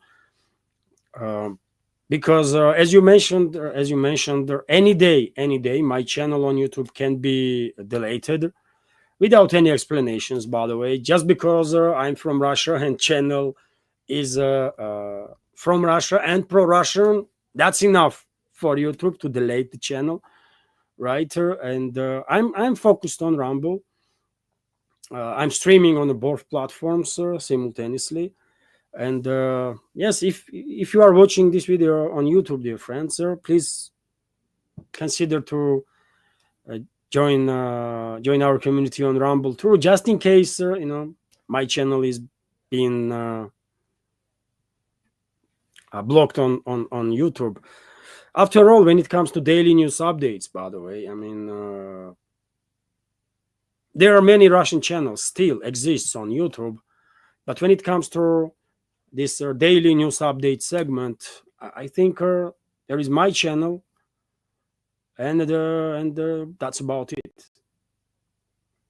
When it comes to daily news updates, right? And I do make daily news updates at least once a day, or sometimes twice a day. There were instances when I even had more updates, right? So, thank you, Nidisha. I'm definitely paying more attention to Rumble, and hopefully more people will watch my videos on Rumble, will join my channel on Rumble, and the more views my videos will have on Rumble probably will further increase chances that Rumble algorithm will show my videos to Rumble community, wider Rumble community that might have interest in their news and their commentary, especially in terms of alternative media, and they might join also. So,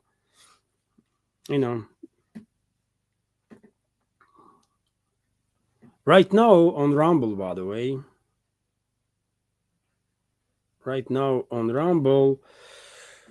there is 3,440 subscribers on my channel, on my main channel. I have a secondary channel on Rumble and YouTube that I publish videos very, very rarely. But on main channel on Rumble right now, it's only 3,440 members. Hopefully our community will grow, and at some point maybe we will reach, I don't know, 10,000, 15,000. I don't know if it's even possible. Did you? Okay, let me know. Let me now share video.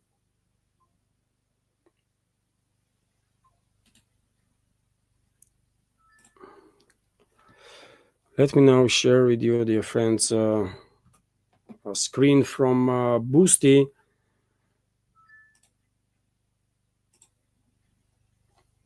Just now,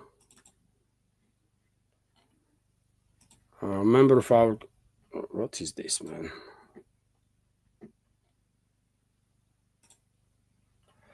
So just now, member of our community, Alexander, donated $10.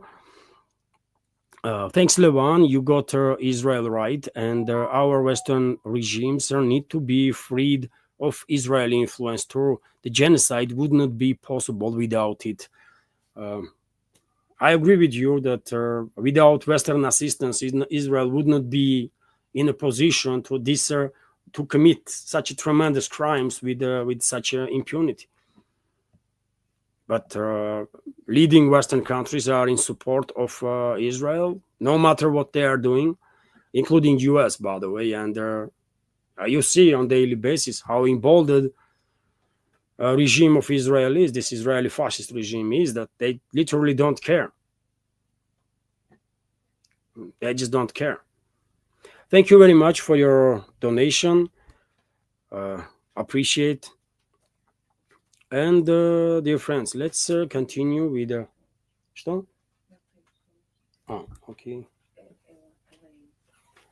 And there was right now donation on PayPal from Elaine. Thank you very much, Elaine, for $30 donations.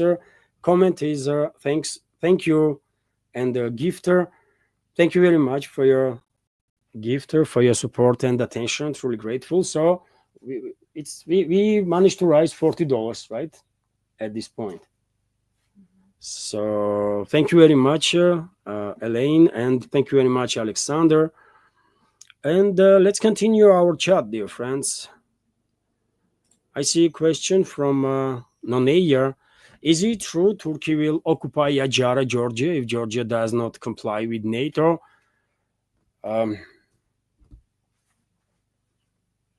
Well, you cannot know what will Turkey do, right? If you are not engaged in the planning of the Turkish regime. But risk is there. Risk is there because we should keep in mind that at one point, President of Turkey, Erdogan, who is ethnic Georgian, by the way, he is a Turkish nationalist, but ethnically he is a Georgian. And in northern western parts of Turkey, millions of ethnic Georgians are living. They've been assimilated by Turkey big time, and very few of them speak Georgian. Maybe many of them know that they are Georgian descent, but very few of them actually speak Georgian. They lost their religion. They are no longer Christians. They are Muslims. Because these areas were occupied by Turkey for hundreds of years, by the way. And Ajaria was occupied by Turkey too, and was basically liberated by Russian forces. Georgia managed to reclaim Ajaria only due to help from Russian Empire, right? And during that fight between Russian Empire and Turkey, as a result of which Georgia reclaimed not just Ajaria but also some Srejavaheti region, there was a Kars agreement signed between the sides, according to which Ajaria is maintaining autonomy, status of autonomy, and that's why Ajaria is still autonomous, by the way, even though vast majority of people there are Georgians, ethnic Georgians, and there is no reason Ajaria to maintain autonomy. Like if it was other ethnic group, one would understand that they would have some political, cultural autonomy. Okay, it makes sense, but it's ethnic Georgians, by the way, Ajarians, vast majority of them, right? And why would they have autonomy inside Georgia? Point is that this was, this is a result of that, one of the results of that Kars agreement. And also in that agreement, there is a point, if I remember correctly, that if autonomy is threatened by anyhow, Turkey maintains the right to get involved, right? And whenever there is talks about fate of Ajaria, everyone is referring, or mostly referring to this charter that Turkey maintains right to get involved, right? And the risk is there.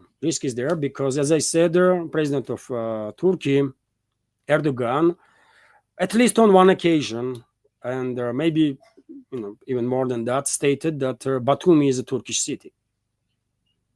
Batumi is the capital of Ajaria, right? Ajarian Autonomous Republic, and a wonderful city, by the way. If you're gonna go to Georgia, I recommend to visit Batumi too. Batumi and all the surrounding settlements, by the way, Kobuleti, and you can go to mountains, by the way. It's wonderful nature there, right? And so yes, Erdogan said that Batumi is a Turkey. So why would he say anything like that if they have no plans about Ajaria, right?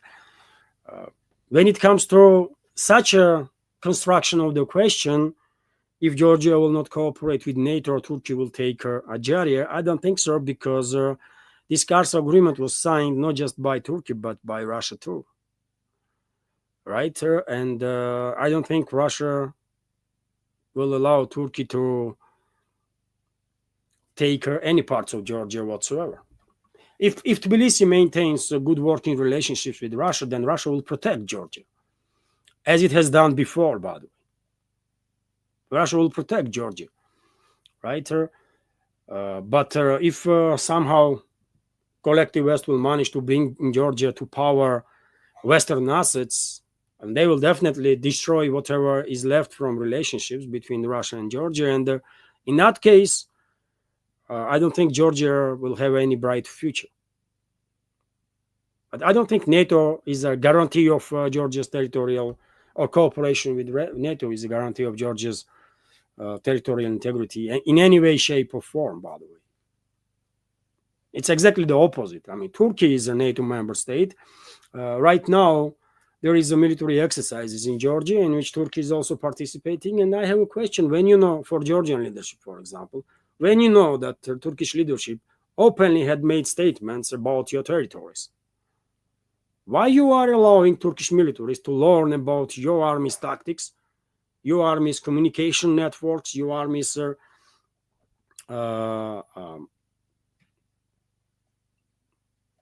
plannings or logistics, and why you are allowing potential enemy to learn anything about your whatsoever and your army? Is it not counterproductive?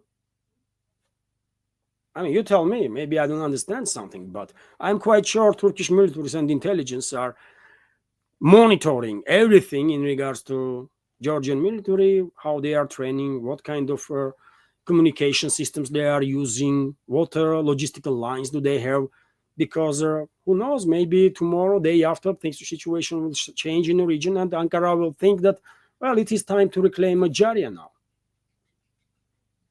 Or maybe even more, because we should keep in mind that Turkey was in different times were occupying much more territories of Georgia than Ajaria alone, right? Turkey is a historical enemy of Georgia and everything Georgian. Literally, by the way, Turkey is a historical enemy of Southern Caucasus region and local cultures there. Historical enemy. And Turkey always has these aggressive assimilation strategies, by the way, right? Aggressive assimilation strategies. And that's why in Trabzon area in Turkey, by the way, which used to be Trabzon Empire way in the past, by the way, another Georgian kingdom, let's say, state. This ethnic Georgians in that area, by the way, maybe they are ethnic Georgians, but in reality they are Turks now, right? Because they don't know Georgian, they don't speak Georgian, vast majority. They don't love Georgia. They have no idea what Georgian culture is, tradition, or any. They are Turks. They've been assimilated by Turkey, big time. Right? And take a look at the Erdogan, by the way. This creature, traitor of Georgian people, is a Turkish nationalist and threatening Georgia to take Georgian territories. I mean, what can I say, man? And if you think NATO gonna save Georgia, then I mean, sorry, this is wrong understanding. Georgia is allowing future enemy. And Turkey is a future enemy, current enemy, by the way. I always going to see Turkey as an enemy of Georgia forever, because Turkey should never exist in the first place, right? It was a Western, let's be real here. It was a Western, it was actions of the criminal royal families of the West, Western Europe, that created the situation in a region that the existence of Turkey has become possible. And as a result of existence of Turkey, by the way, so many people, so many millions of people get killed, right? And one should keep in mind that Istanbul, by the way, is not really Istanbul, it's a Constantinople, right? It's a Greek city. It's a Constantinople, capital of Eastern Roman Empire, right? Or Byzantium. And you think why Turks were able to take control over the Constantinople? Because these criminal Western royal families, during their crusades, during their final crusades, by the way, they did not care about Holy Land or something. They went and destroyed Byzantium, by the way, right? They went and robbed and decimate Constantinople. And when Turks came, Byzantium was not in a position to give a fight, right? To defend itself. And Byzantium was taken by Turks, and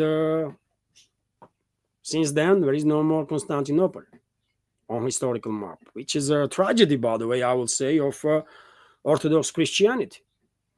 I mean, Western Christians may don't give a damn about it, but I think it's a tragedy for Orthodox Christianity, for Eastern Christianity.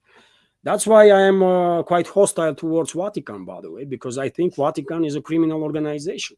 I'm not talking about Catholics, by the way, but I'm talking about Vatican, and I'm talking about Western royal families. They all are descendants of the mass murderers and the criminals, right? That committed numerous crimes against Christians, first of all. and they committed their numerous crimes against people of other faiths too. By the way, we should keep in mind that when these so-called crusaders went in Jerusalem, they killed almost everybody there. But when Salah ad-Din, one of the greatest warriors of Muslim world and humanity, one might argue, in general, when Salah ad-Din took control over the Jerusalem, he did not genocide the local population. That was mainly Christians at that time. They let them either leave or stay and do their thing. They did not genocide people like crusaders did when they took over their Jerusalem. So, I mean, history is quite something, isn't it?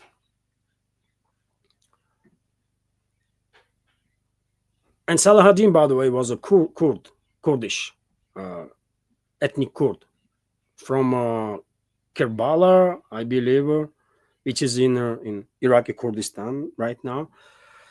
Correct me if I'm wrong on that, by the way, but Salah ad-Din is definitely among his name is among greatest warriors that history has remembers, right?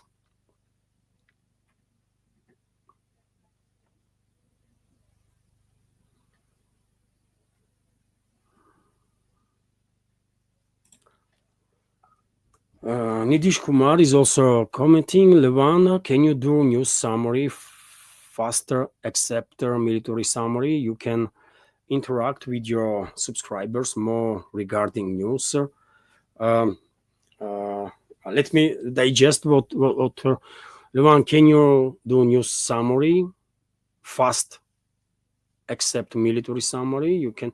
You mean to make a news segment itself shorter so that community chat will be longer? That's what you mean? So that we can then discuss. We can. I'm not sure I do understand what you mean. I can try to make a news segment itself shorter, especially in the weekdays, right? Because on Sunday, okay, we have community chat. We can this live stream might last 2, 3 hours, 4 hours. I don't know. It's a community chat first of all, but on weekdays I can actually try to make a news segment itself shorter.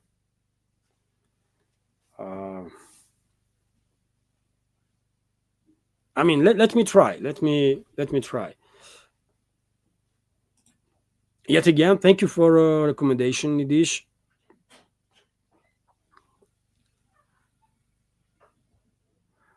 When it comes to programming, dear friends, I have an idea to start inviting guests from September, and hopefully that will also help to further develop this channel. For how long now I'm streaming on the 2 platforms simultaneously through VPN, and even though there are some technical issues with the buffering and stuff from time to time, but in general it works, right? So I stopped inviting guests because I was afraid that I'm gonna experience just too many difficulties with the streaming.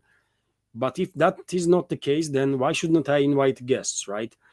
And so from September I will add more programs to the project. Hopefully community will like that. And dear friends, while we have a conversation, I will check some main media outlets for potential breaking news, and I will share. This is after all not just community chat but also fundraising stream, isn't it? And so I will monitor media outlets for potential breaking news. If anything comes up, I will share that news.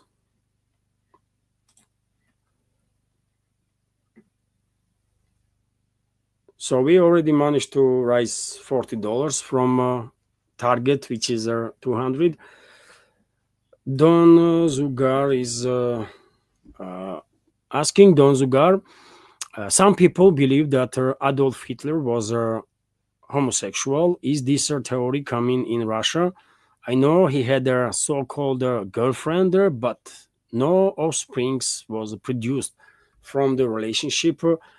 I have no idea, Don Zugar. I really did not think about it, and neither I care really about some sexual direction of Hitler. He was a despicable element, mass murderer, Nazi creature, and should never be allowed to get closer to power. But unfortunately, German people somehow did made it possible that this scum of humanity was elected. By the way, now many people maybe don't know that Hitler was elected actually, and his Nazi followers, right? Then they burned down Reichstag. They conducted a sort of a coup d'état inside their system, and then they began building this dictatorship of Third Reich or whatever sickening stuff they were building, right? But when it comes to his sexual orientation, I have no idea, by the way, and I doubt that many people here in Russia really cares about that part of Hitler. He was a war criminal, despicable human being, and that's the most important.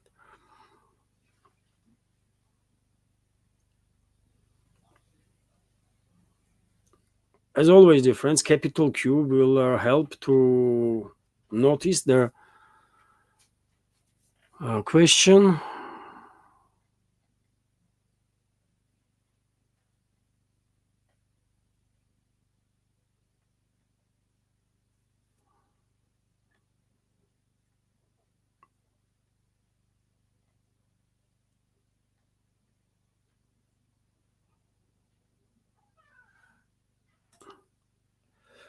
Mickey is commenting, Putin won't deal. Putin would not sign up a deal. I guess that's what this means. With any more illegal Ukrainian president, they need someone elected by their people. I mean, this is you are on point. Obviously, legitimacy of whomever is represents regime in Kiev is very important, and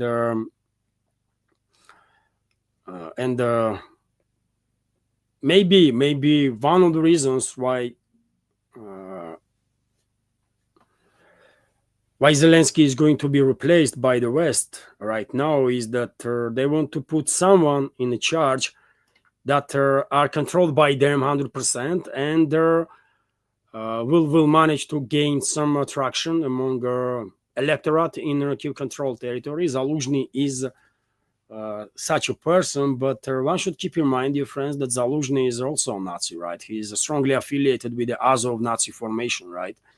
He is a mass murderer and a criminal, and I would prefer Russian president to ignore literally everybody that will be put in power by collective West, because we all understand there is no elections in Kiev-controlled territory. What kind of elections we are talking about? What elections? On gunpoint? On gunpoint, literally? When neo-Nazis might take you out just for speaking Russian? Come on, man. Let's be real. My hope is that Russian leadership will ignore literally everybody that collective West will put there, in formally at least in the charge. We have to resolve this crisis, and we don't really have much options there.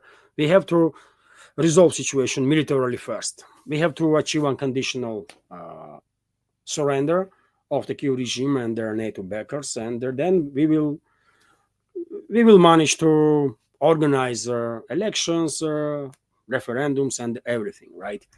That's how it has to be, man.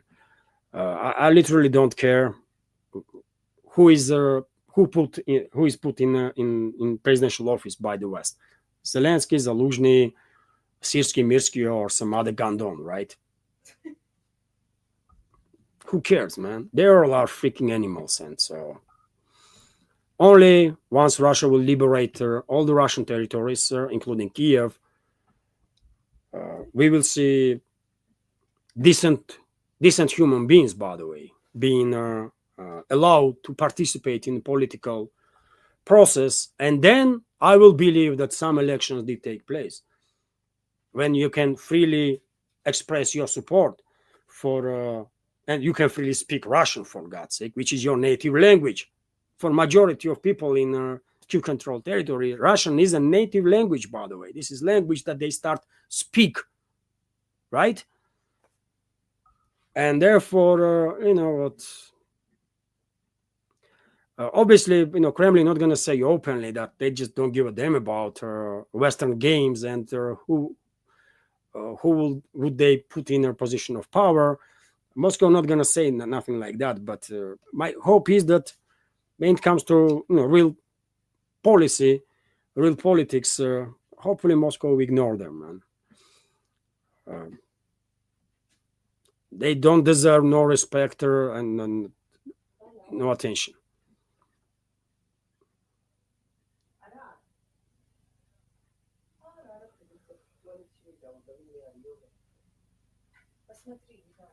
Stop. There was a super chat. Okay. There was a boosty, by the way.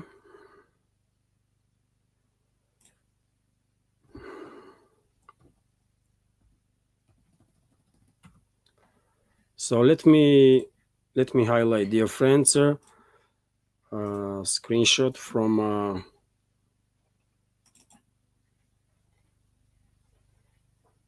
Boosty. There was a donation from Barney. Thank you very much, Barney, for your donation for 1,500 rubles, sir. It's a $20.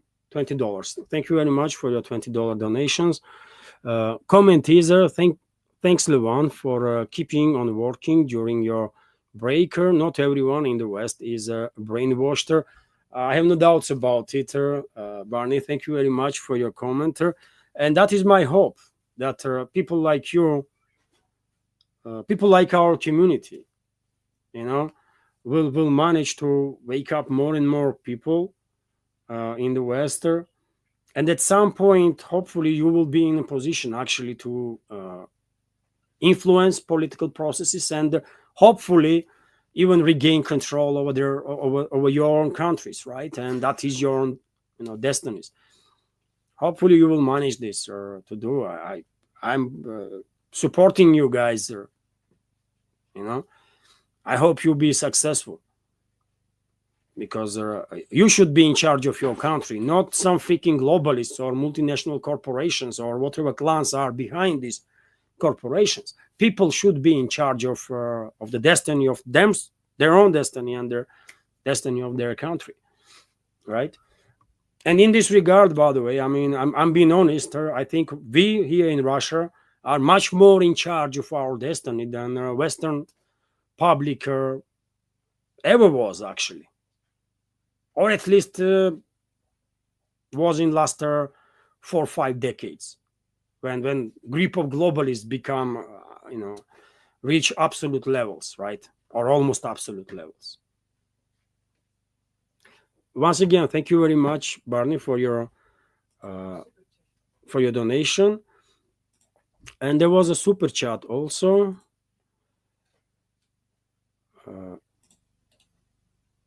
There was a super chat also, by the way, from Dwayne.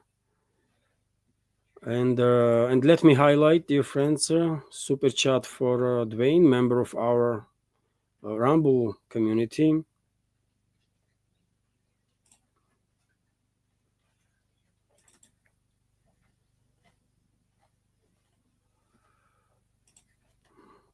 So Dwayne Cook is commenting. Thank you very much, first of all, for your $10 donation, Dwayne. Levan, you did your how did you get Alex Christoforou on your channel? Did he contact you to say he was in Moscow? All European royals are married within each other, and I believe French was the common language they used. On the second part, I mean, that's exactly how it was, you know, mainly, isn't it?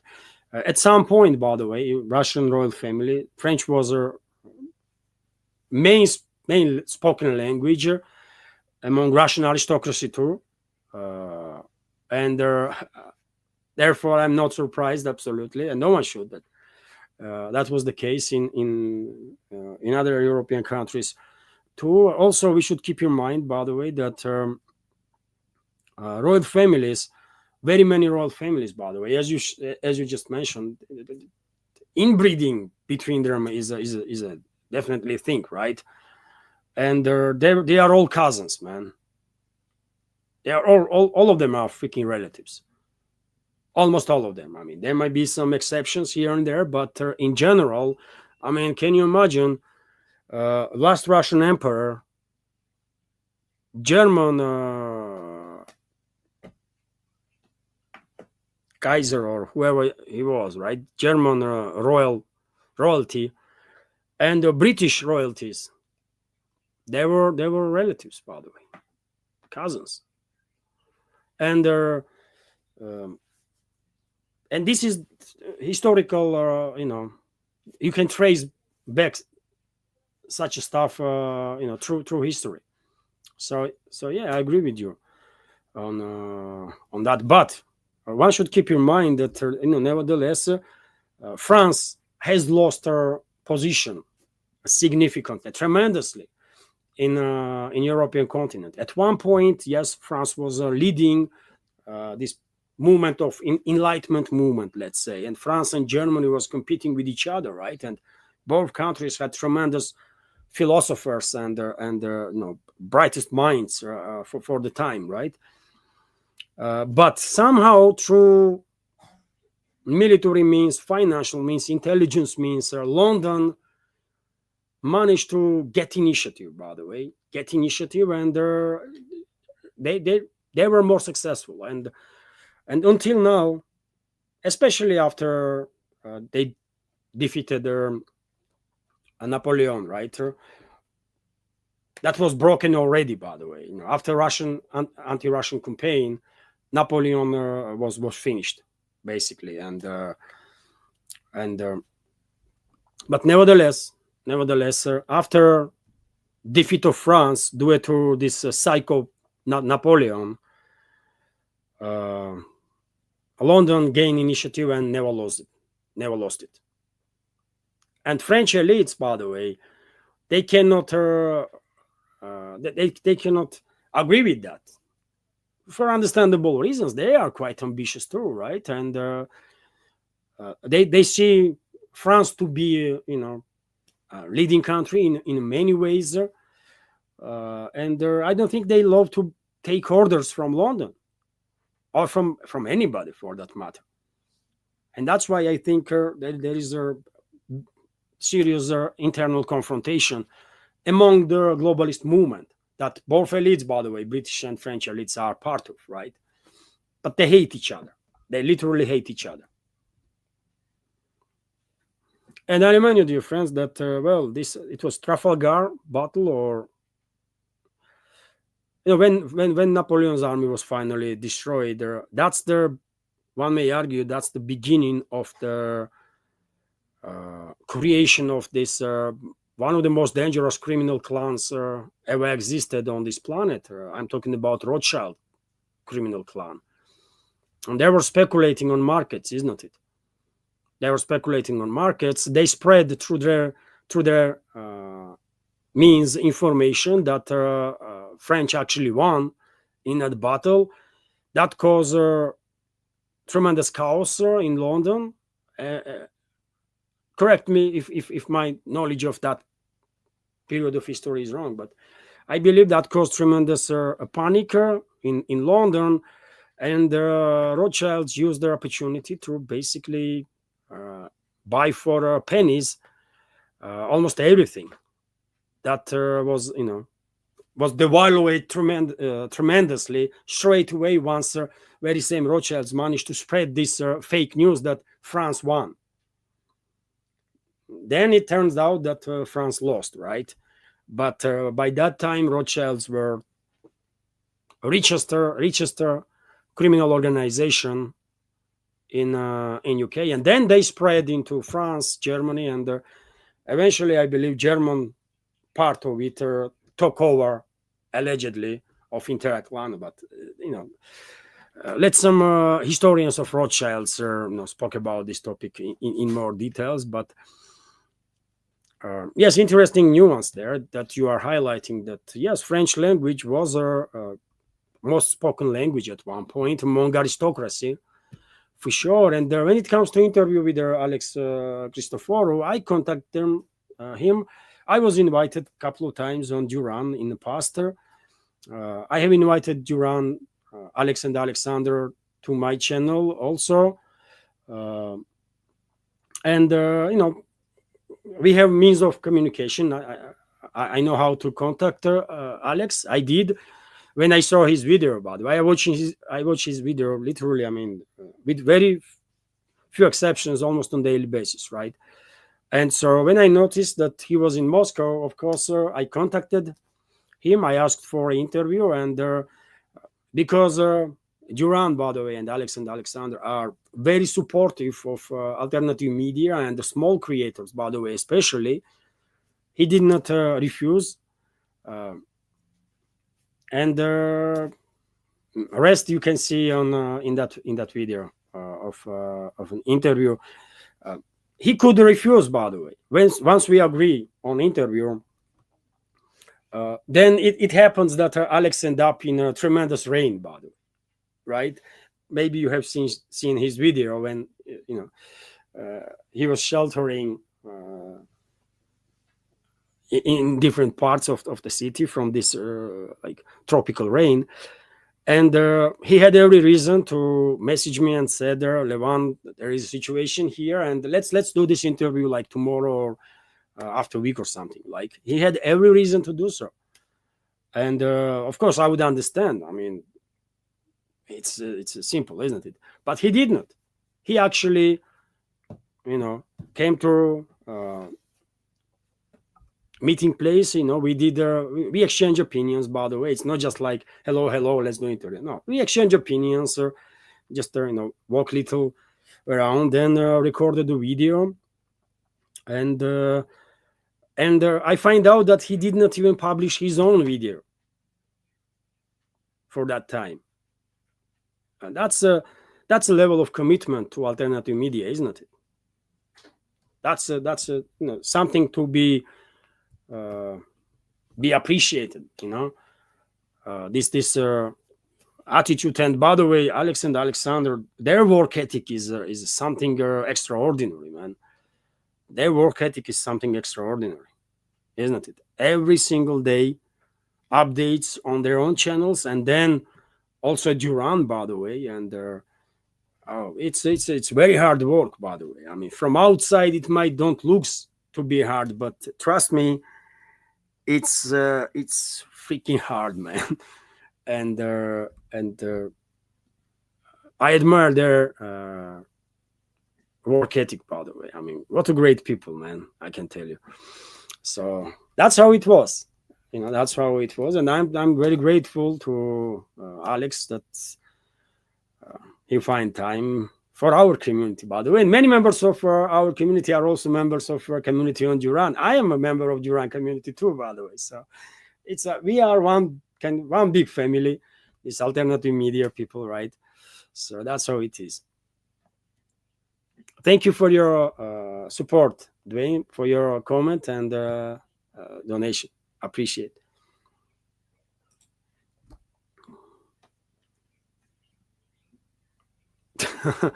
Donzugar, I appreciate your humor.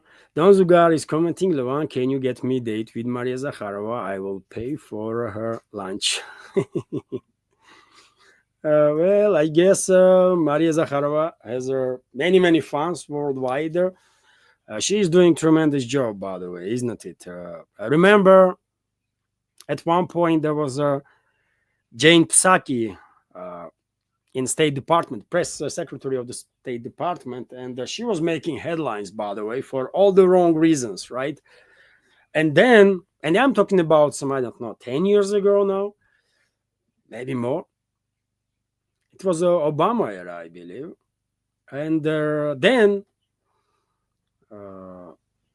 media began pay more and more attention to Maria Zakharova.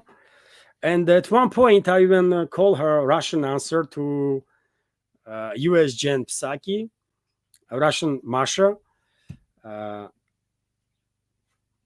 as an answer to Jen Psaki. And I'm going to tell you, by the way, I mean, there is no comparison. Zakharova is, actually much more educated and competent when it comes to field of diplomacy that James Psaki ever was or will be, by the way. But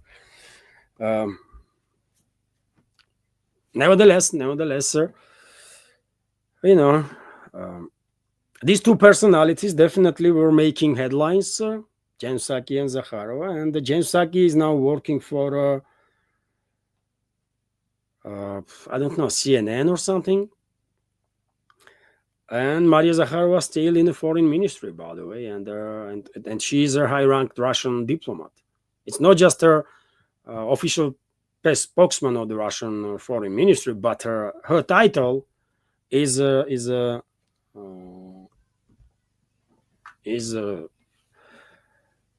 she's a high-ranking diplomat, by the way. She just relatively recently received her additional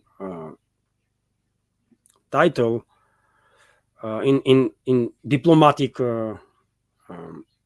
terms. She is a Russian ambassador, by the way, special ambassador, one may say. And yes, she has, I guess she has fans all over the world, by the way. And it's not just you that would like to have a meeting with her, but try, call the Russian foreign ministry.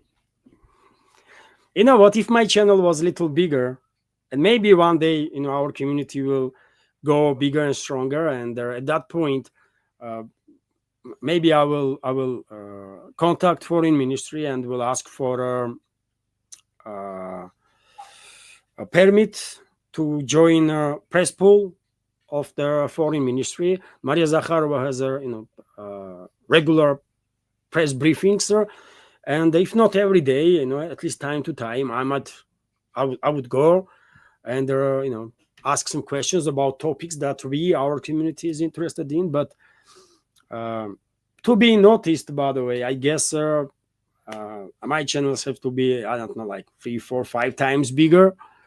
Right now, if I even try, they will probably just ignore me, I guess.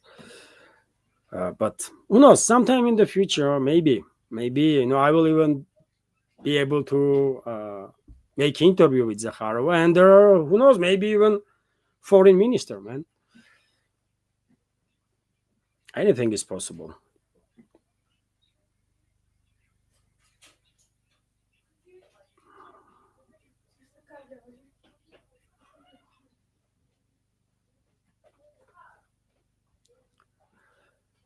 Dear friends, capital Qs will, of course, help.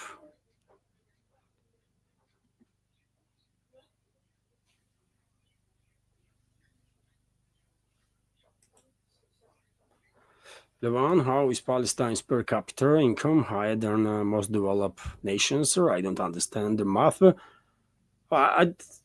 I'm hearing about it from you first time now.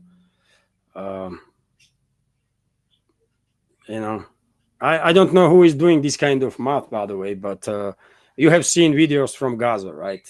And you have seen videos from West Bank. So is there anything to add to that? In West Bank, there is literally no economy left, nothing left, right? Very few areas where at least some buildings are still standing. Rest is being flattened, right? And I'm afraid these last parts that still are not being leveled will be destroyed in near future, because I don't think Israel is going to stop until it's forced to stop, right? But when it comes to disinformation, Idisha, I don't know. maybe this sort of information is coming from Israel itself through different means, right? Because what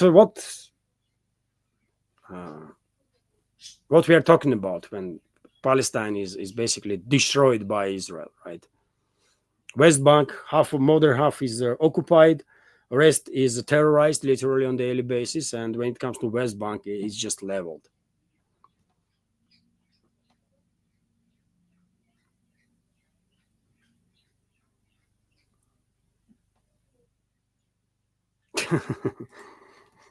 Donzugar is also asking, do you think Macron's wife is a man? Candice is not backing down and is eager to go through discovery. Well, dear friends, I remind you that, of course, all of you know that, but still, I will remind you that wife of French President Brigitte sued Candice Owens, U.S. American blogger and public figure, I will say, and sued her for statements that Candice was making, for videos basically, in which Candice was saying, reporting about her investigation of the French journalists that possibly Brigitte in reality was born as a male, right?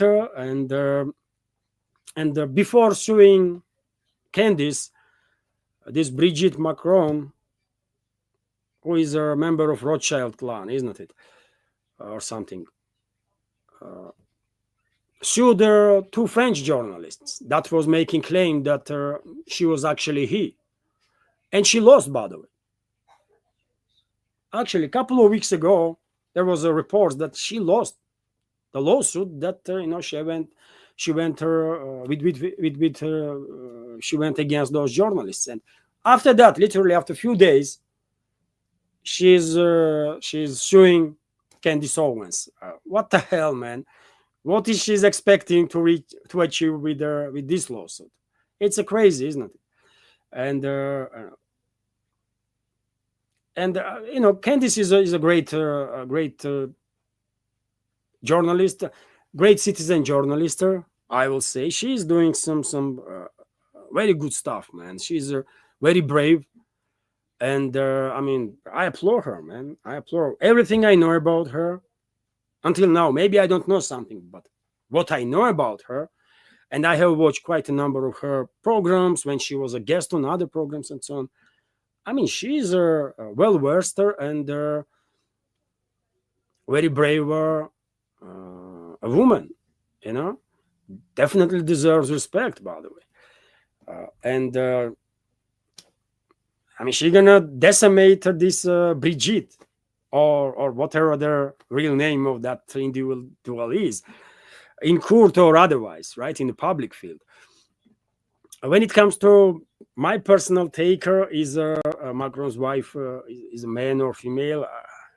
I don't really think about it. I don't really care about it, and I have no freaking idea to Don. I just don't know. There are French journalists, by the way, that are claiming they conducted the investigation and they are claiming that she was born as a male. And you know what? I will take side of those journalists. So I will say those journalists most likely are correct. But do I care about Macron's wife and is she or he? I really don't, man. I really don't. There's so much to think about, and Macron's wife is definitely non-existent in that list, right?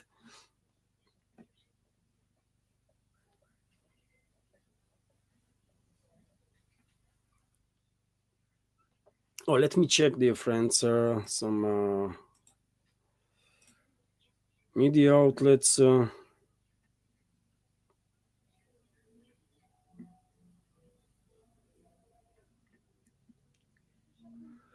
Pushilin, by the way, Denis Pushilin, head of DPR, stated that Dome of Donbass system during the past week intercepted their 821 Ukrainian drones, Ukrainian/NATO drones, which is quite a number, isn't it? Quite a number. also report that as a result of drone strike in Leningrad region, by the way, by Kiev regime / NATO, female woman was wounded and been hospitalized. So you see, after that, allegedly, after that conversation between Trump and Zelensky, when on 4th of July, when based on Western media reports, Trump demanded kind of from Zelensky to begin attacks on Moscow and St. Petersburg, we clearly have seen a significant increase on these attacks, isn't it? First of all, on Moscow, because technically it's much easier for NATO and their proxy Kiev regime to launch drones towards Moscow, but they're targeting St. Petersburg too, and drones being downed in the Leningrad region. This is at least a third occasion, if I remember correctly, when drones were down in Leningrad region, and those drones were heading towards St. Petersburg, obviously. Let's continue with the chat, by the way.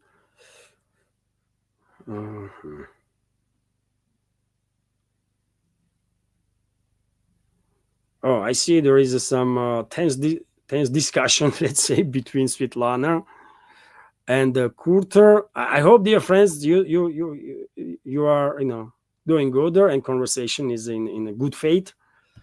I cannot read every single comment, obviously.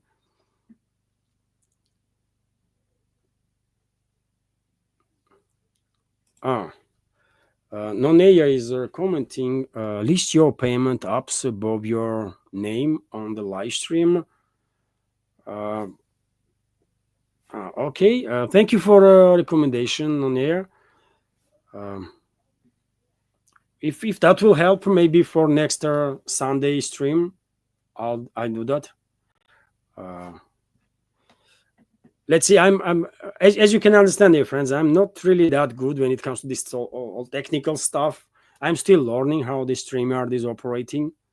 Right, there is some features that I know about their existence, but I don't know how to use them. Right, so I will take in account your recommendation on air. It might help actually if you can click on a screen and then go straight to support platform.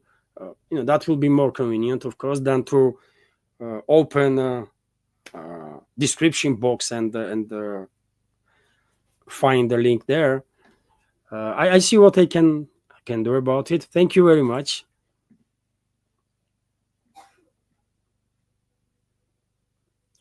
Alexander G is commenting, my boost did not go through. It did. Maybe this comment is from it's 12:39. So I guess I already have read your comment.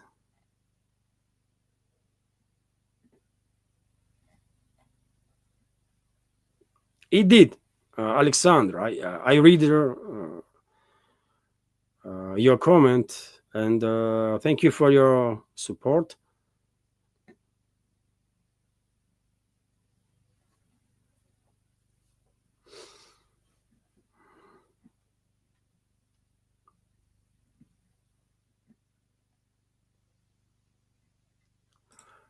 Oh, interesting. Ramplancer 01 is commenting, Levan, did you hear about Sheikh Imran Hussein? He was at the Kremlin, and Lavrov asked him to write a book about the last battle between Russia and Turkey, where Russia will liberate Constantinople. I'm not sure if maybe I have heard about this person, and if I see image, I might or a little more details, I might remember. It's definitely not in my operative memory, and I don't know if Lavrov had asked him to write a book. I don't know. I just don't know about it. But you know what? I can understand their message behind this comment, if that was the conversation between Lavrov and Sheikh Imran Hussein, if it ever comes to Russia-Turkey war, if Turkey will ever dare to take on Russia, then that will end with the liberation of all the Greek territories, all the Armenian territories, all the Georgian territories, and that will be beginning of the end of Turkey as we know it, for sure. And I think, by the way, Russian Empire should not stop short of liberating Constantinople when Russian troops were basically right there. I'm talking about some 200 years ago, right? But it's easier to judge from this perspective, right? But nevertheless, if ever, situation will deteriorate so much so that there will be war between Turkey and Russia. Let's hope it will never happen. But if it will, then I guess, yes, Constantinople will be liberated.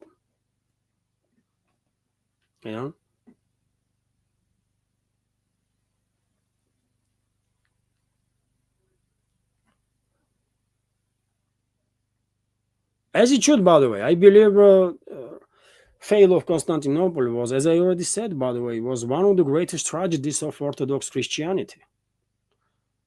I think fail of Constantinople was a great tragedy for Greek culture, Georgian culture, Armenian culture, for Russia too, by the way.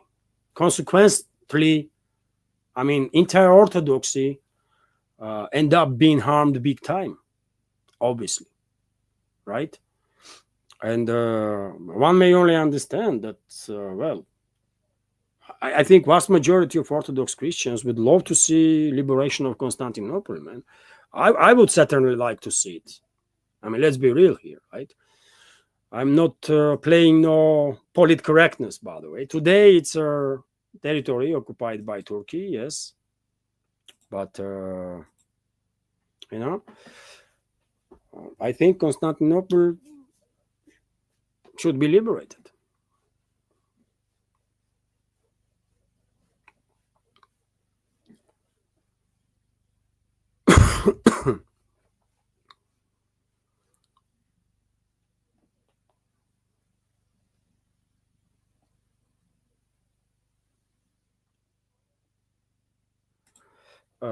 Kate Stone is commenting, if more people in the US watched your channel and Duran channel, they would realize how propagandized they are. Thank you very much, Kate, for your kind words and for placing my channel next to Duran channel. That's an honor, obviously. But nevertheless, I hope alternative media platforms, alternative media projects will become more and more popular in the Western world too, and processes are happening, isn't it? More and more people joining us. Process may not be as rapid as we would like it to be, but more and more people actually joining us in alternative media field there, and chances that more and more people will wake up to the truth are increasing, obviously. Although it takes time, because no matter how successful or popular at least some of the channels, some of the projects in alternative media are, they are nowhere near when it comes to influencer. Still, by the way, nowhere near to this big propaganda, big Western MSM, basically. That cannot be called the media no longer. It's a pure propaganda, right? But unfortunately, they still have a massive following. Not just their newspapers or the magazines, but also CNN, MSNBC, Fox News, ABC, and take a look at the Europe too, by the way. I mean, unfortunately, majority of people still take information from MSM.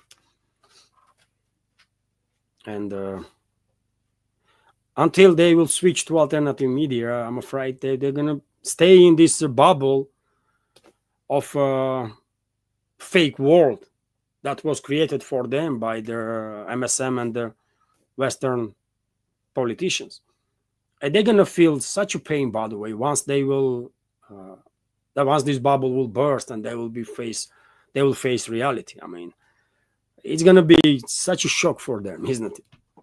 And many of them probably wouldn't even be able to digest the truth. I mean, they will probably refuse to accept the truth, you know.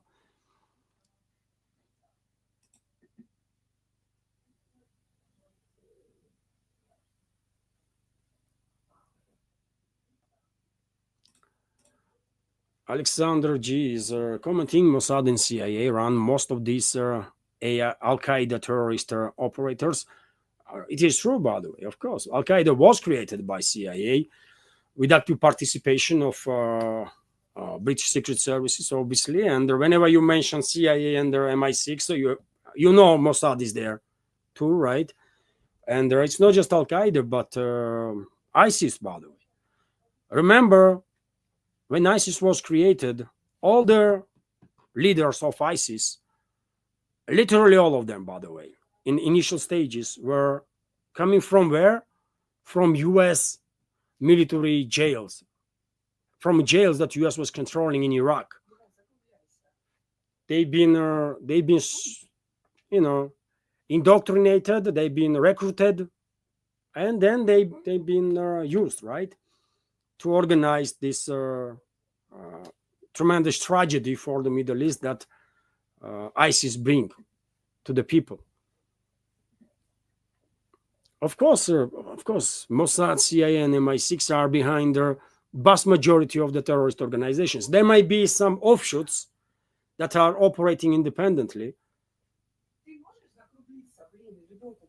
Oh, dear friends, I have to end the live stream. I just have to end the live stream. Thank you very much for your attention. And see you tomorrow. Everything is okay, but I just have to end the live stream. My younger kid don't feel well, so